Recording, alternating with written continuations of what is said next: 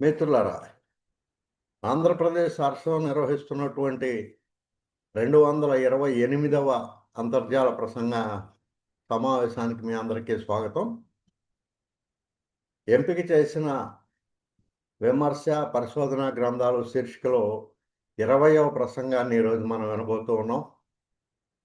సాహిత్య విమర్శలో ఎన్ వేణుగోపాల్ రచనలు కథా సందర్భం, నవలా సమయం గ్రంథాల పైన డాక్టర్ ఏకే ప్రభాకర్ గారి విశ్లేషణను మనం వినబోతూ ఉన్నాం. ఈ కార్యక్రమానికి అరసం రాష్ట్ర అధ్యక్షులు రాచపాళెం చంద్రశేఖర్ రెడ్డి గారిని అధ్యక్షత వహించి కార్యక్రమాన్ని నడిపించాల్సిందిగా కోరుతున్నాను. Over to you. ధన్యవాదాలు మిత్రమా ఆనంద్ గారు. ఈనాటి వక్త సోదరులు డాక్టర్ ఏకే ప్రభాకర్ గారు ఈ కార్యక్రమ నిర్వహణలో చాలా కీలకమైన సహకారం అందిస్తున్న మిత్రులు ఆనంద్ గారు, ఈరోజు ఈ సభలో పాల్గొంటున్నటువంటి స్నేహితులు షికాగో నుంచి శ్రీ జయదేవ్ గారు, మా ప్రధాన కార్యదర్శి శివప్రసాద్ గారు, బివిఎన్ స్వామి గారు, దేవి గారు, అనంతపురం నుంచి మా అనితమ్మ, మూర్శెట్టి గోవింద్ గారు, విజయనగరం రాజాం నుంచి రామనాయుడు గారు, మదనపల్లి నుంచి కవితశ్రీ గారు, ఇంకా ఇతరులందరూ కూడా నమస్కారం. ఆంధ్రప్రదేశ్ అభ్యుదయ రచన సంఘం 228 వారాల నుంచి మధ్యలో అనివార్యంగా కొన్ని వారాలు నిర్వహించలేకపోవడం తప్ప నిరాఘాటంగా నిర్వహిస్తున్నటువంటి ఈ అభ్యుదయ సాహిత్య ఉపన్యాసాల కార్యక్రమంలో ఈరోజు మనం చాలా ముఖ్యమైనటువంటి ప్రసంగాన్ని నిర్వహించుకుంటూ ఉన్నాం. శ్రీ ఎన్ వేణుగోపాల్ గారు మార్క్సిస్టు సాహిత్య విమర్శకి త్రిపురనేని మధుసూదన్ రావు గారి తర్వాత ఒక కీలకమైనటువంటి వారు. చాలా కథానిక సంపుటాలను, నవలల్ని, అసలు సైద్ధాంతిక విషయాలని చాలా స్పష్టంగా నిర్వచించి విశ్లేషించేటువంటి వారు ఎన్ వేణుగోపాల్ గారు. ఈరోజు ఆయన రాసినటువంటి 2 పుస్తకాల మీద ప్రభాకర్ గారు మాట్లాడతారు. ఒకటి కథా సందర్భము, 2 నవల సమయం. అంటే కల్పన సాహిత్య విమర్శకు వేణుగోపాల్ గారి కాంట్రిబ్యూషన్ ఏమిటి, కల్పన సాహిత్య విమర్శకు ఆయన అందించిన విమర్శ సూత్రాలు ఏమిటి అనే విషయాన్ని ప్రభాకర్ గారు చెప్తారు. ఒక్క నిమిషం ఉండండి మిత్రులారా.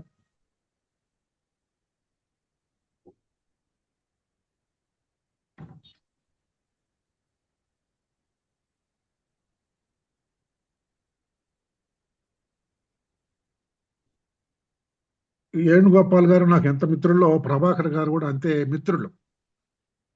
ఏకే ప్రభాకర్ గారు 1955 ఆగస్టు 5వ తేదీన కృష్ణా జిల్లా గన్నవరం తాలూకా వీరవల్లి అనే గ్రామంలో పుట్టారు. ఆళ్ల హైమవతి రామారావు గారు వారికి అమ్మా నాన్నలు.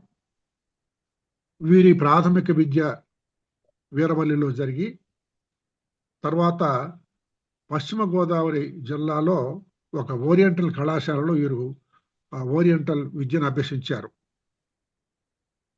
సాహిత్య విద్య ప్రవీణ నాకు మొన్నటిదాకా తెలియదు. సంస్కృతం అద్భుతంగా ఆయన చదువుకున్నారు, అధ్యయనం చేశారు. సాహిత్య విద్య ప్రవీణ, భాషా ప్రవీణ, POL ఈ కోర్సులన్నీ చదివారు. MA సంస్కృతం చేశారు, MA తెలుగు చదివారు, తెలుగులో PhD చేశారు. ఆ తెలుగులో PhD కూడా మాండలిక భాషలో వచ్చినటువంటి తెలుగు కథల మీద పరిశోధన చేశారు. మళ్ళా BEd చేశారు. తర్వాత నేషనల్ ఎలిజిబిలిటీ టెస్ట్ కూడా పాస్ అయ్యారు. 10 సంవత్సరాలు కర్ణాటకలో ఉన్నటువంటి సందూర్ రెసిడెన్షియల్ జూనియర్ కళాశాలలో సంస్కృత అధ్యాపకుడిగా పనిచేశారు. ఒక సంవత్సరము ఉయ్యూరులో ఏజీ అండ్ ఎస్జి కళాశాలలో తెలుగు అధ్యాపకుడిగా పనిచేశారు. ఆ తర్వాత వారు హైదరాబాద్కు వచ్చి 24 సంవత్సరాలు హైదరాబాద్ పబ్లిక్ స్కూల్ చాలా ప్రపంచ ప్రసిద్ధి చెందినటువంటి స్కూల్ అది. అందులో తెలుగు సంస్కృత అధ్యాపకులుగా పనిచేసి చివరిలో ప్రిన్సిపాల్గా ఉద్యోగ విరమణ చేశారు. ఇది ఆయన ఉద్యోగ జీవితం. సాహిత్య విమర్శ రంగంలో ఆయన చేసిన కృషి చాలా పెద్దది. దాదాపు 30 పుస్తకాలకు పైగా ఆయన పేరుతో ప్రచురింపబడ్డాయి. అందులో ఆయన స్వయంగా రాసినవి కొన్ని, సంపాదకత్వం వహించినవి చాలా ఉన్నాయి. మాండలిక భాషలో వచ్చిన తెలుగు కథల మీద పరిశోధన చేశారు, దాన్ని ప్రచురించారు. వేమన దారిలో అని ఒక వ్యాఖ్యాన గ్రంథం ప్రచురించారు. సమకాలీనం అని మరొక విమర్శ గ్రంథాన్ని ప్రచురించారు. ఇంకా కొన్ని ఉన్నాయి. అనేక ప్రసంగాలు ఉన్నాయి. సదస్సుల్లో పాల్గొని చేసిన ప్రసంగాలు ఉన్నాయి. వాటి పత్రాలు ఉన్నాయి. అవన్నీ పుస్తకంగా కనుక రాగలిగితే చాలా మేలు జరుగుతుంది తెలుగు విమర్శకు. అయితే ప్రభాకర్ గారు గ్రంథ సంపాదకత్వంలో ఒక విప్లవం సృష్టించారని చెప్పుకోవచ్చు. ఎందుకంటే దాదాపు 27-28 గ్రంథాలకు ఆయన సంపాదకత్వం వహించారు. సంపాదకులుగా వ్యవహరించడం అంటే ఏదో కొన్ని దొరికినటువంటివి తీసుకొచ్చి అట్ట వేసేసి దానిపైన పేరు ముద్రించుకోవడం కాదు. ఒక ప్రణాళిక ప్రకారం ఒక ఒక ఒక ప్లాన్ తయారు చేసుకుని దాని ప్రకారం ఎవరు దేని పనికొస్తారో వాళ్ళని ఎన్నుకుని వాళ్ళతో రాయించి ప్రచురించడం అన్నమాట. ఇది పెద్ద కృషి. అందులో ఆయన ఆకాశపు దారులంట అని ఒక కవిత సంకలనం తీసుకొచ్చారు. స్త్రీవాద కథల్ని సంకలనం చేశారు. డక్కలి జాంబ పురాణం, ఇది చాలా విప్లవాత్మకటువంటి పురాణం. ఇది దీని వెలుగులోకి తీసుకొచ్చారు. వలస పాలన కాలం నుంచి ప్రభుత్వ నిషేధానికి గురైనటువంటి కవిత్వాలను నిషేధ గీతాలు పేరుతో తీసుకొచ్చారు. నోబెల్ కవిత్వం అనే గ్రంథాన్ని కూడా ఆయన సంపాదకత్వం వహించి తీసుకొచ్చారు. ఇటీవల బహుళ అనేటువంటి ఒక విమర్శ వ్యాసాల సంపుటం చాలా చర్చలో నలిగింది. అది దానికి సంపాదకులు ప్రభాకర్ గారు. అలాగే అదే నేల, తర్వాత అనంతపురం నుంచి వచ్చిన మన బండి నారాయణ స్వామి రాసినటువంటి రాయలసీమ సమాజం సాహిత్యం అనే పుస్తకాన్ని కూడా ప్రభాకర్ గారు సంపాదకత్వం వహించారు. 50 ఏళ్ల విరసం పయనం ప్రభావం అనేటువంటి మరొక చరిత్రాత్మక గ్రంథానికి, అలాగే అరుణోదయం 50 వసంతాల సాంస్కృతిక ప్రస్థానం అనే 2 పుస్తకాలకి కూడా వారు సంపాదకత్వం వహించారు. ఇలాంటి ఇంకా చాలా ఉన్నాయి. వివినమూర్తి గారి మీద వివేచన అనే పేరుతో ఒక వ్యాస సంపుటాన్ని కూడా ఆయన సంపాదకత్వం వహించారు. వారు ఏ అంశం మీదైనా కూలంకషంగా అధ్యయనం చేసి మాట్లాడతారు. వారిని ఈరోజు మనందరి తరఫున నేను ఆంధ్రప్రదేశ్ అభ్యుదయ రచయితల సంఘం ఈ జూమ్ వేదిక మీదకి ఆహ్వానిస్తూ, సాహిత్య విమర్శలో ఎన్ వేణుగోపాల్, వేణు అనే పేరుతో మనందరికీ పరిచయమైనటువంటి వారు వేణుగోపాల్ నల్లుట్ల, వారి మీద ప్రసంగించవలసిందిగా ఆహ్వానిస్తూ ఉన్నాను. మిత్రమా ప్రభాకర్ గారు, మీరు మొదలు పెట్టచ్చు. మీరు 50 నిమిషాల దాకా మాట్లాడచ్చు మిత్రమా. అలాగే అరసం నిర్వహిస్తున్నటువంటి ఈ సమావేశంలో పాల్గొనడం నాకు చాలా ఇష్టమైనటువంటి విషయం.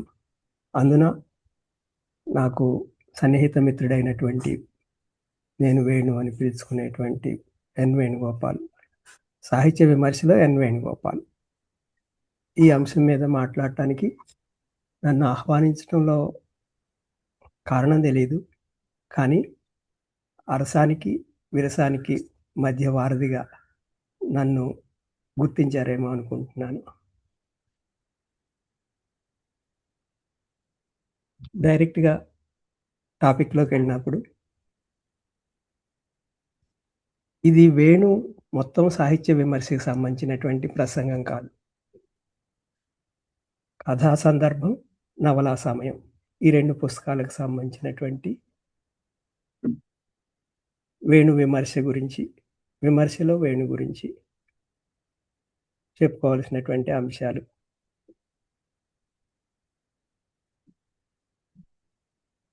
కాల్పనిక సాహిత్యానికి సంబంధించినటువంటి విమర్శ ఇది.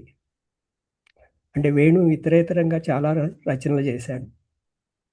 సామాజిక, ఆర్థిక, రాజకీయ శాస్త్రవేత్తగా. కానీ ఈ రెండిటినే తీసుకున్నారు. కవిత్వం గురించి కూడా అతని విమర్శ ఉంది. ఆ తర్వాత వీక్షణం సంపాదకుడిగా కావచ్చు, ఇతరేతరమైనటువంటి సాహిత్య విషయాలు, చాలా విషయాలు అతను రాసినప్పటికీ ఈ 2 పుస్తకాల మీద ఈవేళ ప్రసంగం. నవలా సమయం నిజానికి వరుస ప్రకారం చూస్తే కథా సందర్భం ముందుగా ప్రచురణ జరిగింది. నవలా సమయం ఆ తర్వాత కొద్ది రోజుల తర్వాత. కానీ కాలక్రమంగా చూసినప్పుడు నవలా సమయంలో ఉన్నటువంటి వ్యాసాలు ముందొచ్చినటువంటివి. కథా సందర్భం ఆ తర్వాత వచ్చింది. ఇది ఎన్ వేణుగోపాల్ 1981లో రాసినటువంటి కూలి గింజలు అనేటువంటి శివశంకర్ పిళ్ళై మీద రాసినటువంటి కూలి గింజల నవల మీద పరిచయంగా మొదలైంది ఈ విమర్శ. ఈ 2 పుస్తకాల్లో కలిపి దాదాపు ఒక 35 వ్యాసాలున్నాయి. కథల మీద సమీక్షలున్నాయి, పరిశోధనా వ్యాసాలున్నాయి, కేవలం పరిచయ వ్యాసాలు కూడా కొన్ని ఉన్నాయి.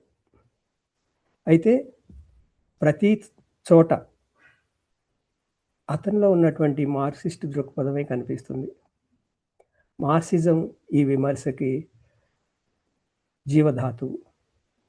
అంటే ఇందాక రాచపాలెం మాస్టర్ ఒక మాట అన్నారు. త్రిపురనేని మధుసూదన్ రావు తర్వాత విమర్శని బలంగా ముందుకు తీసుకొచ్చినటువంటి వ్యక్తి వేణుగోపాల్ అన్నారు. అయితే చాలామందికి చాలా ఆలస్యంగా కలిగినటువంటి మార్క్సిస్ట్ సిద్ధాంత పరిజ్ఞానం, ఆ మార్క్సిస్ట్ సిద్ధాంత పరిజ్ఞానాన్ని సాహిత్యానికి అన్వయించటం, ఇది చాలా చిన్న వయసులోనే ప్రారంభించాడు వేణు. 81లో తొలి వ్యాసం ఉంది వీటిల్లో అంటే అప్పటికి ఇంకా ఆయన 20 ఏళ్ల కుర్రాడు అనుకుంటా, అంతే. 20 ఏళ్ల చిన్న వయసులోనే ప్రారంభించినటువంటి ఈ సాహిత్య ప్రస్థానం 2003 వరకు, అంటే 81 నుంచి 2003 వరకు దాదాపు 22 సంవత్సరాల పాటు చేసినటువంటి విమర్శ వ్యాసాల సంకలనాలు ఈ 2 సంపుటాలు. ఇది స్థూలంగా దాని గురించి. మొదట నవలా సమయంలో ఉన్నటువంటి 24 వ్యాసాలు, దాదాపు 12, 8, 21 వ్యాసాలు. వీటిలో 8 అనువాద గ్రంథాలకు సంబంధించినటువంటివి. తెలుగులోకి వచ్చినటువంటి శివశంకర్ పెళ్ళైదే 2 పుస్తకాలు, కూలి గింజలు, రొయ్యలు, అలాగే హోవర్డ్ ఫాస్ట్ రాసినటువంటి స్పార్టకస్ నవల, నిరంజన్ రాసినటువంటి చిరస్మరణ నవల, ఎగ్నెస్ మెడ్లీ రాసినటువంటి భూమిపుత్రిక, బిమలకర్ సమయం కాని సమయం, అశోకమిత్రన్ జంట నగరాలు, Arundhati Roy God of small things. అవి కాకుండా ఒక 12 తెలుగు పుస్తకాల మీద, తెలుగు నవళ్ళ మీద అతని విమర్శలు ఉన్నాయి. వాటిల్లో ముఖ్యంగా చెప్పుకోవాల్సినటువంటివి రంగనాయకం గారి జానకి విముక్తి, తిరునగరి రామాంజనేయులు గారి సంఘం, అలాగే ఓల్గా స్వేచ్ఛ, అల్లం రాజయ్య, అప్పటికి ఇంకా అల్లం రాజయ్య పేరుతోటి అది పేరు పొందలేదు, అది పులి ఆనందమోహన్ పేరుతో వచ్చినటువంటి వసంత గీతం, చంద్రలత రాసినటువంటి రేగడి విత్తులు, చంద్రశేఖరరావు, డాక్టర్ వి చంద్రశేఖరరావు 5 హంసలు. ఇవి ప్రధానంగా. అవి కాక ఇంకోటి నవీన్ రాసినటువంటి కాలరేఖలు. నవీన్ ట్రయాలజీలో మొదటి నవలది. తెలంగాణ జీవితం గురించి రాసినటువంటి 3 పుస్తకాల్లో మొదటి నవల అది. ఇది కాకుండా వ్యాపార సాహిత్యం, సంస్కృతి గురించి మరొక వ్యాసం అంటే మిగతావన్నీ ఆయా పుస్తకాల మీద రాసినటువంటి పరిచయ వ్యాసాలు కావచ్చు, సమీక్ష వ్యాసాలు కావచ్చు. సమీక్ష, పరిచయ వీటి పక్కన నేను వ్యాసాలు అంటున్నాను. ఎందుకంటే వ్యాస నిర్మాణానికి సంబంధించినటువంటి అన్ని హంగులు ఉన్నటువంటి రచనలవి. అయితే కేవలం సమీక్షలు పరిచయాలు కథలను ఊరికే చెప్పటం వరకు పరిమితమైనటువంటి కాలంలో అతి చిన్న వయసులోనే అతను సమీక్షని అత్యుత్తమైనటువంటి విమర్శ వ్యాస స్థాయికి తీసుకెళ్ళగలిగాడు. అలాగే కథా సందర్భంలో 14 సమీక్షలు లేదా పరిచయాలు లేదా విశ్లేషణలు ఉన్నాయి. అంటే ఈ పదాలను నేను జాగ్రత్తగానే వాడుతున్నాను. విమర్శ, విశ్లేషణ, పరిచయం, సమీక్ష, పరిశీలన అనేటువంటి పదాలు, పరామర్శ అనేటువంటి పదాలు. వీటిలో ముఖ్యంగా కారా మాస్టారి కథల్లో మానవ సంబంధాలు అనేటువంటి వ్యాసం చాలా బలమైనటువంటి వ్యాసం, చాలా విశ్లేషణాత్మకమైనటువంటి వ్యాసం, లోతైనటువంటి పరిశీలన వ్యాసం. అది 1987లో చేశారు పని. అంటే ముందు నవలా పరిచయాలు, నవలా సమీక్షలు చేయటం మొదలెట్టిన తర్వాత అతను కథలోకి వచ్చాడు అనుకుంటా. కాకుంటే ఈ కథలకు సంబంధించినటువంటి కథా సందర్భం 2000లో వస్తే నవలా సమయం 2006లో వచ్చింది. ఇందులో కూడా వి చంద్రశేఖరరావు లెనిన్ ప్లేస్ కావచ్చు, అలాగే గమ్మత్తైనటువంటి ఒక పరిశీలన రాజయ్య కథల్లో పరాయీకరణ. దాంతోపాటు రాజయ్య ఒక కథని, మధ్యవర్తుల కథని, అలాగే మధురాంతకం రాజారాం రాసినటువంటి ఎడారి కోయిల, ఈ 2 కథల్ని తులనాత్మకంగా పరిశీలించారు. ఇవి కాకుండా ఆయన ప్రసంగ వ్యాసాలని ఆ తర్వాత ప్రసంగాలను వ్యాసాలుగా గుచ్చారు. అంటే విరసం నిర్వహించినటువంటి లోపూడి, అరకు, అలాగే మహానంది, ఈ 3 చోట్ల ఆయన చేసినటువంటి కథ మీద చేసినటువంటి ప్రసంగాల్ని తర్వాత వ్యాసాలుగా తీర్చిదిద్దారు. ఈ 3 చాలా విలువైనటువంటి వ్యాసాలు. సో ఇది స్థూలంగా ఆయన గురించి చెప్పుకోవటం, ఆయన ఈ రచనల్ని ఒక బ్రీఫ్గా ఇంట్రొడక్షన్. అయితే వీటిలన్నిటిలోనూ అతను ఒక సామాజిక పరిశీలకుడుగా మాత్రమే కనపట్టలేదు, అతను మానవ సంబంధాల వ్యాఖ్యాతగా కూడా కనిపిస్తున్నాడు. మానవ సంబంధాల వ్యాఖ్యానాన్ని కేవలం ఒక సామాజిక విశ్లేషకుడిగా చూడకుండా రాజకీయాల నుంచి చూస్తున్నాడు అతను. రాజకీయ ఆర్థిక నిపుణుడుగా అతని మెయిన్ సబ్జెక్ట్ అది. ఆ నేపథ్యం నుంచి, ఆ పునాది నుంచి చూస్తున్నాడు. అందువలన వీటిల్లో రాజకీయ ఆర్థిక వ్యాఖ్యానం కనిపిస్తూ ఉంటుంది, విశ్లేషణ కనిపిస్తూ ఉంటుంది. అయితే తన విమర్శకు ప్రాతిపదికగా 3 అంశాలు చెప్పుకున్నాడు వేణు ఒకానొక ప్రసంగంలో. అదేంటంటే తాను రాజకీయంగా, తాత్వికంగా, భావజాలపరంగా మార్క్సిజాన్ని విశ్వసిస్తున్నాను అని చెప్పుకున్నాడు. అంటే సమాజంలో వస్తున్నటువంటి మార్పుల్ని అర్థం చేసుకోవటానికి కానీ, సాహిత్యాన్ని అర్థం చేసుకోవటానికి కానీ ఆయనకి మార్క్సిజం ఒక పరికరంగా ఉపయోగపడింది. అంటే మార్క్సిస్టు సిద్ధాంతం అది సామాజిక, రాజకీయ, ఆర్థిక సిద్ధాంతమే కానీ అది నిజానికి సాహిత్యాన్ని అర్థం చేసుకోవటానికి ఎలా దోహదం చేస్తుంది అంటే రూపసారాల మధ్య ఉన్నటువంటి అగాధాలని బ్రిడ్జ్ చేయటానికి మార్క్సిజం ఒక సాధనంగా ఉపయోగపడుతుందని చెప్పాడు. అలాగే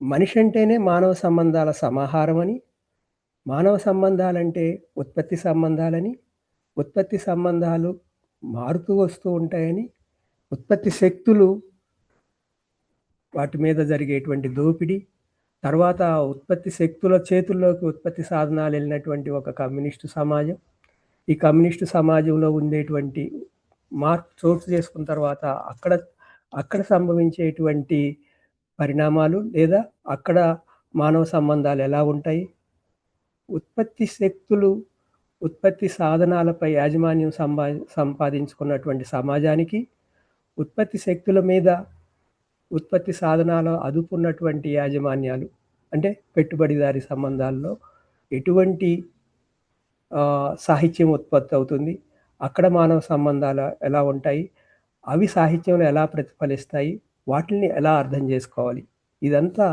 అతని రచనలో కనిపించేటువంటి, అతని విమర్శలో కనిపించేటువంటి ప్రధానమైన విషయం. అయితే వాటికంటే కూడా ముఖ్యంగా సాహిత్య అధ్యయనానికి చారిత్రక దృష్టికోణం చాలా అవసరం.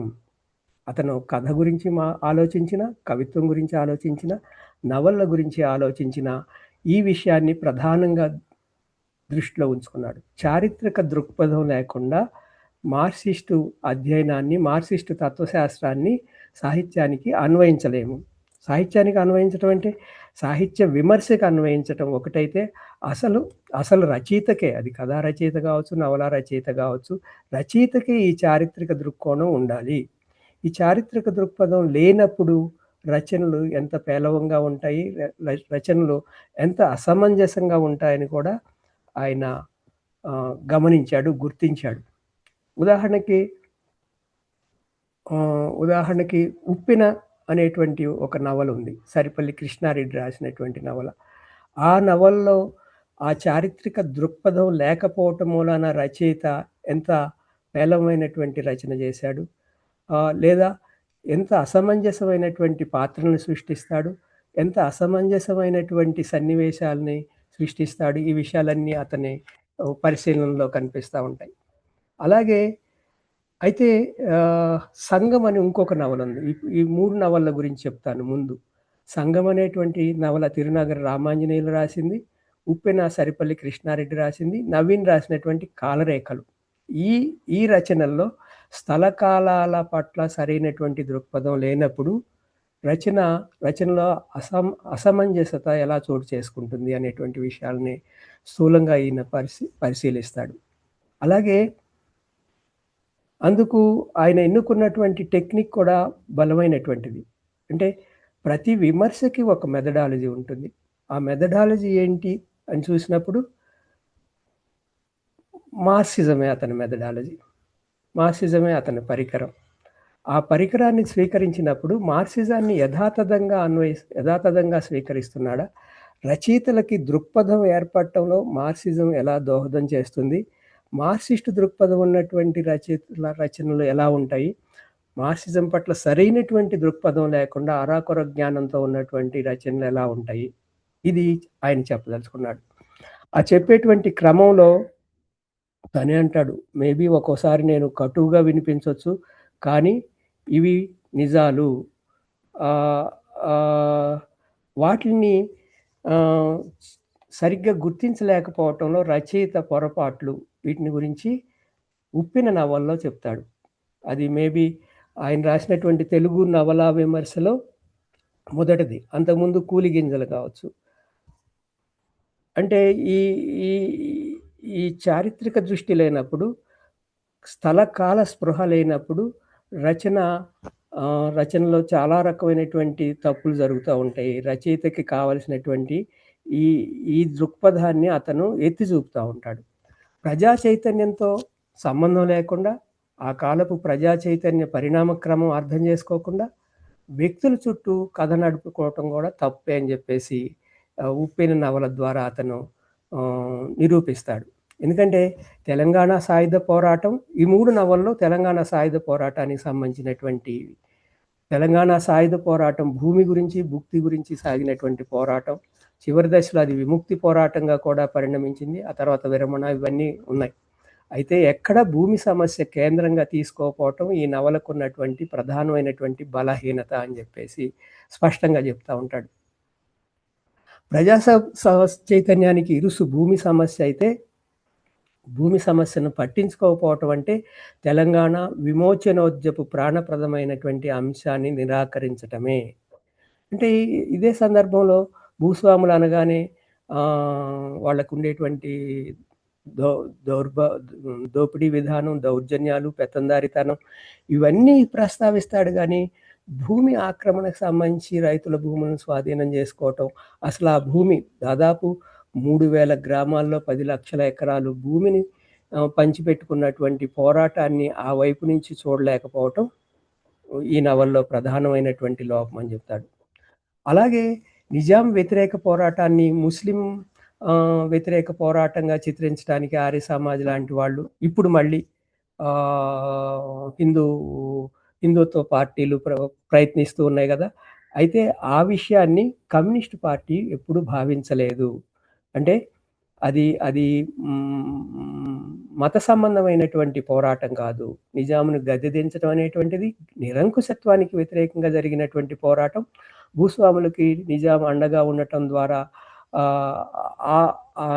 ఆ లింక్స్ని అతను రచయిత సరిగ్గా అర్థం చేసుకోలేకపోయాడు. దాన్ని కరెక్ట్గా చూడాలి అని చెప్పి ఈ నవల విమర్శలో చెప్తూ ఉంటాడు ఆయన. అయితే ఇది ముస్లిం రాజ్యం, ముస్లిం అయిన ప్రతివాడు ప్రభువే, హిందువులకు స్థానం లేదని ఆ రోజుల్లో ఆ పార్టీ ఇతిహాదుల్ ముస్లిమీస్ ప్రచారం చేసింది. వీటిని దాటుకొని కమ్యూనిస్టులు ఏం చేశారంటే ఇది హిందూ ముస్లింలకు సంబంధించినటువంటి అంశం కాదు, హిందూ ముస్లిం పీడిత ప్రజానీకం, పీడితులు పీడకులు ఉంటే పీడకుల మీద చేసినటువంటి భూస్వామ్యం మీద చేసినటువంటి పోరాటం అని చెప్పేసి స్పష్టంగా చెప్తాడు. ఇది ఇలా ఇతనికి దృష్టి కలగటానికి కారణం ఆ పోరాటాన్ని సరిగ్గా అర్థం చేసుకోవటమే. అయితే తర్వాత వచ్చినటువంటి సంఘం అనేటువంటి నవల, తిరునగర రామాంజనేయులు రాసినటువంటి నవల్లో ఆయన పోరాట నవల అంటాడు. పోరాట నవలని ఎలా అర్థం చేసుకోవాలి, అసలు పోరాట నవల అర్థం చేసుకోవాలంటే పోరాటం అంటే ఏంటి, నవల అంటే ఏంటి అనేటువంటి 2 అంశాల గురించి ఈయన ప్రస్తావిస్తాడు. పోరాటాన్ని నిర్వచిస్తాడు. అంటే వేణులో ఉన్నటువంటి ఒక ప్రత్యేకత ఏంటంటే ఒక విషయాన్ని తీసుకున్నప్పుడు దానికి సంబంధించినటువంటి దాని చుట్టూ ఉన్నటువంటి సామాజిక అంశాలన్నింటినీ కూడా ప్రధానంగా చర్చిస్తాడు. ఓల్గా స్వేచ్ఛ గురించి మాట్లాడినప్పుడు స్వేచ్ఛను నిర్వచిస్తాడు. అలాగే స్నేహం గురించి, అంటే మానవ సంబంధాల్లో ఉన్నటువంటి స్నేహం గురించి మాట్లాడినప్పుడు మార్క్సిస్ట్ దృక్పథాన్ని నుంచి స్నేహం గురించి మాట్లాడతారు. కమ్యూనిస్టు సమాజంలో స్నేహం గురించి, స్నేహాలు ఎట్లా ఉంటాయి, అసలు మానవ సంబంధాలు ఎలా పరిణమిస్తాయి, స్త్రీ పురుష సంబంధాలు ఎలా ఉంటాయి, కుటుంబ సంబంధాలు ఎలా ఉంటాయి, వీటిలన్నిటినీ వేణు తన రచనల్లో ఆ పుస్తకం అతనికి ఒక జస్ట్ పాఠ్యం కనపడుతూ ఉంటుంది, వాచకం కనపడుతూ ఉంటుంది. కానీ ఆ వాచకాన్ని నెపంగా పెట్టుకుని వాచకం చుట్టూ ఉన్నటువంటి ఈ అంశాలన్నింటినీ తీసుకొస్తాడు. అలాగే పరాయీకరణ గురించి మాట్లాడేటప్పుడు పరాయీకరణ అంటే ఏంటో కూడా చెప్తూ ఉంటాడు. ఇవన్నీ చూస్తున్నప్పుడు వేణు జనరల్గా ఏం జరుగుతూ ఉంటుందంటే మార్క్సిజాన్ని అధ్యయనం చేస్తాము, సమాజాన్ని అధ్యయనం చేస్తాం, కానీ సజ్జల తిని సజ్జల పెట్టినట్లు కొంతమంది వ్యవహారం ఉంటుంది. కానీ వేణు విషయంలో అలా ఉండదు, దాన్ని స్పష్టంగా అన్వయించగలుగుతాడు. అది చాలా చిన్న వయసులో చేశాడంటానికి ఈ నవల సంఘం మీద రాసినటువంటి విమర్శ కావచ్చు, కాలరేఖల మీద రాసినటువంటి విమర్శ కావచ్చు, అన్నిటికంటే ముఖ్యంగా రంగనాయకం గారి జానకి విముక్తి మీద రాసినటువంటి విశ్లేషణ కావచ్చు. జానకి విముక్తి మీద రాసినటువంటి అతని విశ్లేషణ ఒక పరిశోధన వ్యాసంలాగా పరిణమించింది. అంటే తను రెగ్యులర్గా చేసేటువంటి విమర్శ కంటే భిన్నంగా దీన్ని ఒక విశ్వవిద్యాలయంలో సమర్పించినటువంటి పరిశోధనా పత్రంగా ఆయన 1984లో రాశాడు. 1984 అంటే అప్పటికి ఇంకా వేణుకి 25 ఏళ్ళు కూడా నిండినట్లు లేవు. 25 ఏళ్ళ ఒక కుర్రాడు ఇంత అధ్యయనాన్ని, ఇంత లోతైన అధ్యయనాన్ని ఎలా చేయగలిగాడు, ఈ లోతైనటువంటి అధ్యయనాన్ని సాహిత్యానికి ఎలా అన్వయించగలిగాడు, ఇది ఇప్పటికీ నాకు ఆశ్చర్యమే. దాన్ని అతను ఏం చేస్తాడంటే జానకి విముక్తి నవలని మైకోవ్స్కీ కవిత్వంతో మొదలు పెడతాడు. ఇందులో ఉంటుంది, ఒక్కొక్క మార్క్సిస్ట్ పుస్తకం తెరుస్తాం కానీ అవి చదవకుండా కూడా ఎవరితో కలిసి కవాతు చేయాలో, యుద్ధంలో ఎవరి పక్షం వహించాలో మనకు తెలిసిపోతుంది అంటాడు. అంటే కేవలం అధ్యయనం చాలదు, ఎవరితో కలిసి పోరాటాలు చేయాలి, ఎవరికి వ్యతిరేకంగా పోరాటాలు చేయాలి. ఈ గతి తర్కం మనకి హెగెల్ కపటత్వం నుంచో అర్థం కాదు.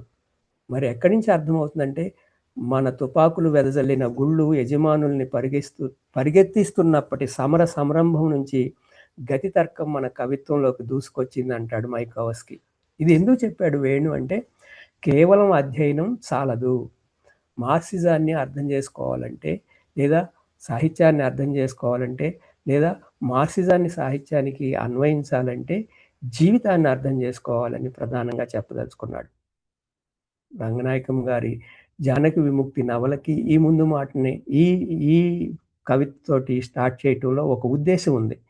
అంటే రంగనాయకం గారు కూడా ఆచరణకు దూరమైనటువంటి మార్క్సిజం గురించి మాట్లాడారు అని అతను ఆ నవల విమర్శలో ఆయన ప్రస్తావించదలుచుకున్నాడు.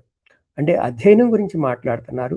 కేవలం అధ్యయనం చాలదు, ఆచరణ ఉండాలి అని చెప్పదలుచుకున్నాడు. అంటే ఈ వ్యాసాన్ని ఆయన చాప్టర్స్‌గా చాప్టర్స్‌గా ఉపశీర్షికలతోటి స్టార్ట్ చేసి నవల ఉద్దేశం గురించి మాట్లాడి, ఆ ఉద్దేశాన్ని ఎంతవరకు ఆమె నెరవేర్చగలిగిందో ప్రస్తావించాడు. సాధారణంగా కథా విమర్శ అంటే కథ చెప్పటం దగ్గర ఆగిపోతున్నారు. కానీ కథని చాలా సంక్షేపంగా చెప్పి, ఆ తర్వాత ఆ కథలో చోటు చేసుకున్నటువంటి పాత్రల గురించి, ఆ పాత్రలను నిర్వహించటంలో ఆమె చేసినటువంటి తప్పు గురించి, అంటే పాత్రల్ని క్యారెక్టర్స్‌గా కాకుండా క్యారికేచర్స్‌గా చూపించారు. వెంకట్రావు అత్త పాత్రను గాని, అలాగే జానకి అన్న సత్యం, మూర్తి, ఆ తర్వాత ఆమె జీవితంలోకి వచ్చినటువంటి ప్రభాకర్, ఈ పాత్రల విషయంలో కూడా అంటే పాత్రలని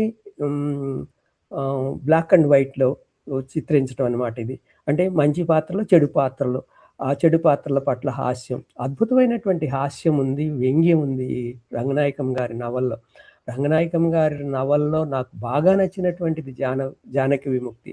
అయితే ఆ జానకి విముక్తిలో ఉన్నటువంటి వైరుధ్యాల గురించి, అందులో ఉన్నటువంటి లోటుపాట్ల గురించి చాలా లోపలికెళ్ళి విశ్లేషించాడు వేణు. సమాజంలో వైరుధ్యాలుంటాయి. సమాజంలో మార్క్సిస్ట్ తత్వశాస్త్రం ప్రకారం ఈ నవల్లో ప్రధానంగా కనిపించేదేంటంటే కథ ఒకటి, తర్వాత జానకి వెంకట్రావు నుంచి బయటికొచ్చేసిన తర్వాత మార్క్సిజాన్ని అధ్యయనం చేసేటువంటి క్రమంలో ఒక మార్క్సిస్ట్ తత్వశాస్త్రాన్ని అతి సులభమైనటువంటి పరిభాషలో పాఠకులకు అందించారు ఈమె. అది ఈ నవలకున్నటువంటి అత్యుత్తమమైనటువంటి కోణం. అయితే అది అందించేటువంటి క్రమంలో కొన్ని పొరపాట్లు చేశారు. అంటే అతను పాత్రల్లోకి వెళ్ళటం కంటే కూడా ఆ కథలో ఉన్నటువంటి ఆ కథ ద్వారా అందినటువంటి మార్క్సిస్ట్ సిద్ధాంతాన్ని తెలియజేస్తున్నారనమాట. ఆ ప్రయత్నం చాలా బాగా జరిగింది. అదే సందర్భంలో సమాజంలో ఉన్నటువంటి వైరుధ్యాల గురించి మాట్లాడేటప్పుడు మిత్ర వైరుధ్యాల గురించి, శత్రు వైరుధ్యాల గురించి మార్క్సిజం ఏం చెప్తుంది, ఆ ఘర్షణ, ఐక్యత వీటి గురించి మార్క్సిజం ఏం చెప్తుంది, రంగనాయకం గారు ఎలా అర్థం చేసుకున్నారు, అది ఆమె అన్వయించడంలో పడినటువంటి పొరపాట్లేంటి, ఈ విషయాల గురించి స్పష్టంగా మాట్లాడారు. అయితే ఆయన గుర్తించినటువంటి మరొక ప్రత్యేకమైనటువంటి లోటేంటంటే రంగనాయకం గారి జానకి విముక్తిలో చారిత్రక దృక్పథం లేకపోవటం అంటాడు. అంటే చారిత్రక దృక్పథం లేకపోవటం అంటే రచనాపరంగా చారిత్రక దృక్పథం లేకపోవటం కాదు. ప్రధానంగా చారిత్రక దృక్పథానికి సంబంధించినటువంటి అంశాలకి ఆమె మార్క్సిస్ట్ విశ్లేషణలో తక్కువ స్థానం ఇచ్చారని చెప్పేసి ఈయన ఆరోపణ. అలాగే పుస్తకానికి చరిత్రను కూడా నేపథ్యాన్ని ఏర్పరచలేదు. ఏ కాలంలో జరిగింది ఇది అని చెప్పేసి స్పష్టంగా ఏర్పరచలేదని చెప్పేసి ఒక లోపాన్ని ఈయన గుర్తించాడు. అంటే దాదాపు ఇది 1975, 81 మధ్య కాలంలో జరిగినటువంటిది ఉంటుంది కానీ ఆ కాలంలో 75, 81 అంటే ఎమర్జెన్సీ తర్వాత జరిగినటువంటి పరిణామాలు, ఎమర్జెన్సీ కాలంలో ఇవి నవల్లోకి రాలేదు. అంటే ఒక నవల ఒక స్థల కాలాల్లో జరుగుతున్నప్పుడు ఆ కాలానికి సంబంధించినటువంటి అనేకమైనటువంటి విషయాలు, అంటే సామాజిక చలనానికి సంబంధించినటువంటి అనేకమైనటువంటి అంశాలు నవల్లోకి రాకుండా పోయాయి. ఆ సంఘటనల పట్ల ఆ పాత్రలు ఎలా ప్రవర్తిస్తున్నాయి, ఆ పాత్రలోకి ఆ సంఘటనలకి ఉన్నటువంటి లింక్స్ ఇవేమీ లేకుండా పోయాయి కదా నవల్లో అని చెప్పేసి అంటే సామాజిక పరిస్థితులకు, ఉత్పత్తి సంబంధాలకి ఆ వ్యక్తుల మీద ఎటువంటి ప్రభావాలు చూపించాయి అని చెప్పేసి ఈ నవల్లో చెప్పలేదు అని ఈయన నిర్ధారిస్తారు. అయితే అలాగే ఆచరణకు సంబంధించినటువంటి అంశాల్లో కూడా అంటే మార్క్సిస్టు తత్వశాస్త్రం మార్పుకు సంబంధించినటువంటి విషయాలని అధ్యయనం చేయటానికి తోడ్పడుతుంది. అసలు మార్పుకే తోడ్పడుతుంది. కేవలం అంతవరకు సమాజాన్ని మార్చటానికి సంబంధించినటువంటి ఆలోచనలు లేవు. సమాజాన్ని విశ్లేషించటానికి సంబంధించినటువంటి ఆలోచనలున్నాయి మార్క్స్‌కి ముందు. కానీ సమాజాన్ని మార్చటానికి సంబంధించినటువంటి అంశాలు లేవని చెప్పుకుంటున్నప్పుడు, మార్చటానికి కావాల్సినటువంటి మార్పు అనేటువంటిది చాలా మౌలికమైనటువంటి అంశం. అది గుణాత్మకమైనటువంటి మార్పు. అంటే విప్లవం అంటేనే మార్పు, అభ్యుదయం అంటేనే మార్పు. ఆ మార్పు గుణాత్మకంగా ఉండాలి. అది ఎలా జరుగుతుంది? జరగటానికి దోహదం చేసినటువంటి శక్తులేంటి? వీటిలన్నిటిని చూపించటానికి కావాల్సినటువంటి ఆచరణ ఇందులో లేకుండా పోయింది అని చెప్పేసి ఆచరణ అయితే ఇందులో ప్రధానంగా రంగనాయకం గారు చెప్పింది ఏంటంటే, మార్క్సిస్ట్ అధ్యయనం ద్వారా ఆచరణలోకి తర్వాత వెళ్ళొచ్చు. ముందు ఈమె ఆచరణ అంతా అధ్యయనమే అంటాడు వీడు. ఆచరణ అంతా అధ్యయనమే అంటాడు. అధ్యయనం కేవలం ఆచరణగా పరిణమించదు. అందుకే మైకోవ్స్కీ కొటేషన్ తోటి ఈయన దీన్ని స్టార్ట్ చేస్తారు. అలాగే అధ్యయనం కూడా ఎట్లా ఉంటుంది? ఆచరణగా మారని అధ్యయనం. ఆచరణగా మారని అధ్యయనం భౌతిక శక్తిగా మారనటువంటి భావనలు ఎందుకు అంటాడు ఈయన. అందుకే చాలా సందర్భాల్లో మనకి తెలుగు నేల మీద కమ్యూనిజం అంటే ఎటువంటి ఎవరు కమ్యూనిస్టులు అంటే మెడలో కత్తి సుత్తి లాకెట్ వేసుకున్నటువంటి కమ్యూనిస్టులు ఇట్లాంటివేవో కొన్ని తెలుగు నేల మీద కమ్యూనిస్టులు ఎట్లా ఉండేవారు, ఎట్లా పరిణమించారు, ఇవన్నీ కూడా ఈయన పరిశీలనలోకి వస్తాయి. అలాగే కేవల అధ్యయనం ఉపయోగపడదని చెప్పేసి ఎట్లాగో చెప్పుకున్నాం కదా. అలాగే ఈ అధ్యయనం సమాజానికి సంబంధించినటువంటి అధ్యయనం ఏంటి, ఉత్పత్తి సంబంధాలకు సంబంధించినటువంటి అధ్యయనం ఏంటి, ఉత్పత్తి సంబంధాల్లో ఎటువంటి మార్పులు వస్తున్నాయి, ఆ మార్పులకి కారణమైనటువంటి పోరాటాలు ఉద్యమాలు ఎలా ఉన్నాయి, ఆ ఉద్యమాలు ఈ పుస్తకంలోకి రాలేదని చెప్పేసి ప్రధానమైనటువంటి లోటుగా ఈయన గమనిస్తారు. అలాగే మార్క్సిజానికి చైతన్యానికి ఉన్నటువంటి సంబంధం, మార్క్సిజం అంటే ఏంటి అసలు అని చెప్పేసి మార్క్సిస్ట్ మౌలిక సూత్రాలని రంగనాయకం గారు చెప్పారు, బాగా చెప్పారు. వాటిలో ఆమె విస్మరించినటువంటి అంశం ఏంటి అని చెప్తూ ఈయన ఏమంటారంటే, మార్క్సిజం అంటే ఒక బోర్డా, ఒక జెండానా, ఒక సభ్యత్వ రసీదా, ఒక చైతన్యమా, ఒక జీవన విధానమా అని ప్రశ్నించి భారత కమ్యూనిస్టులు, ముఖ్యంగా తెలుగునాట కమ్యూనిస్టు ఉద్యమం సీరియస్గా ఆలోచించినట్లు కనిపించదు. అంటే మార్క్సిజం అంటే వర్గ పోరాటం అని, వర్గ పోరాటం అంటే రాజ్యాధికారం కోసం చేసేటువంటి ఒక క్రమం అని, అది కార్మిక వర్గ నియంతృత్వానికి కోసం చేసేటువంటి ఒక రాజ్యాధికార పోరాటం అని, ఇది లేదు తెలుగునాట అంటాడు. అసలు నిజానికి కమ్యూనిస్టు ఉద్యమం రాజ్యాధికారం వైపు నడవటం కోసం చేసినటువంటి ఉద్యమాలు భారతదేశంలో ఎప్పుడు మొదలయ్యాయి అంటే అది ప్రధానమైనటువంటి ప్రశ్న. రాజ్యాధికారం అనేటువంటి స్పృహ కమ్యూనిస్టు ఉద్యమంలోకి ఎప్పుడు ప్రవేశించింది అంటే, తెలంగాణ పోరాటం అనేటువంటిది, సాయుధ రైతాంగ పోరాటం అనేటువంటిది ఒక పెద్ద ల్యాండ్ మార్క్. ఈయనే చూసినటువంటి నవల, అది చిరస్మరణ అనేటువంటి నవల, దాని మీద కూడా మంచి విమర్శ రాశారు. నిరంజన రాసినటువంటి చిరస్మరణ, కయ్యూరు వీరుల గురించి, లేకపోతే మాప్లా పోరాటాల గురించి, ఇవన్నీ అంటే భారతదేశంలో ఇలాంటి పోరాటాలు జరిగాయి, సాయుధ రైతాంగ పోరాటాలు జరిగాయి. వాటికి కమ్యూనిస్టులు చేసినటువంటి కాంట్రిబ్యూషన్ ఏంటి, వాళ్ళకి రాజ్యాధికార దృక్పథం ఏ సందర్భాల్లో ఉంది, తర్వాత ఏ సందర్భాల్లో కోల్పోయారు అనేటువంటి విషయాలను కూడా ఈయన ప్రస్తావిస్తున్నారు. మొదటి తరం మార్కిస్టులు మహోపాధ్యాయుల బొమ్మలకు పూలదండలు వేయటం, అగరత్తులు వెలిగించటం, ఇళ్ల ముందు సుత్తి కొడవలి ముగ్గులు వేసుకోవటం, పొగాకు, సినిమా, పుస్తకాల వ్యాపారాల్లోకి దిగటం, ఆయా కుటుంబాల స్త్రీలు పుస్తెల్లో ఉంగరాల్లో సుత్తి కొడవలు చెక్కించుకోవటం దగ్గర మొదలుపెట్టి ఎంత దూరం వెళ్ళాడు చూడండి, ఎంత కటువైన విమర్శ చేస్తున్నాడు. అంటే మన కమ్యూనిస్టు ఉద్యమాలు దేనికి పరిమితం అయిపోయాయి. అదొక ఆదర్శంగా మాత్రం మిగిలింది తప్పితే నిజమైనటువంటి పోరాటంగా పరిణమించలేదు. రాజకీయ విశ్వాసాల్లోకి నిర్దిష్టంగా కమ్యూనిజం ప్రవేశించలేదని జెప్పేసి ఈయన గుర్తించాడు. అలాగే తాము స్వయంగా ఫ్యూడల్‌గా ఉంటూ మార్క్సిజాన్ని తొడుగ్గా, ముసుగ్గా వేసుకున్నటువంటి వాళ్ళందరి గురించి ఇక్కడ ప్రస్తావిస్తాడు. నిజానికి ఇదంతా పుస్తక విమర్శలోకి రాదు. కానీ ఆ సందర్భాన్ని తీసుకొని దాని చుట్టూ ఉన్నటువంటి అన్ని అంశాలని చెప్పటం వేణు విమర్శలో ఉన్నటువంటి ప్రత్యేకమైనటువంటి మెథడాలజీ అన్నమాట. తర్వాత ఇక్కడొక మాట ఉంటది. నవల్లో బ్రూనో అనేటువంటి ఒక పిల్లాడుంటాడు. ఆ పిల్లాడు తను వయసొచ్చాక పెద్దయ్యాక రెడ్ ఆర్మీలో చేరతానంటాడు. 1975, 81 ప్రాంతంలో ఉన్నటువంటి నవల్లో తాను వయసొచ్చాక రెడ్ ఆర్మీలో చేరటం అంటే అప్పటికింకా రెడ్ ఆర్మీ, ప్రజా సైన్యము అంటే ఇది ఆచరణ ఎక్కడికెళ్తుంది? రెడ్ ఆర్మీ రిక్రూట్‌మెంటు తర్వాత కాలంలో ఎప్పుడో జరుగుతదా? అంటే ప్రస్తుతం మనం అధ్యయనంలోనే ఉందాము. ఆచరణ తర్వాత వస్తుందని జెప్పేసి ఆచరణ పోస్ట్‌పోన్ చేస్తున్నారా రంగనాయకం గారని అటువైపు తన విమర్శని జోడిస్తాడు. అలాగే 75, 80లో జరుగుతున్నటువంటి విప్లవోద్యమ గమనం గురించి చాలా సందర్భాల్లో రంగనాయకమ్మ ఈ పుస్తకంలో దాని మీద విసురులుంటాయి, వ్యాఖ్యానాలుంటాయి, వ్యంగ్యంగానుంటాయి. అంటే అక్కడొచ్చినటువంటి చీలికల పేలికల గురించి ప్రస్తావనలు కూడా ఉంటాయి. ఇవన్నీ కూడా సరైనటువంటి అవగాహన లేకుండా చేసినటువంటి విమర్శ అని చెప్పేసి. ఈ వ్యాసం గురించి నేనెందుకు ప్రత్యేకంగా ప్రస్తావిస్తున్నానంటే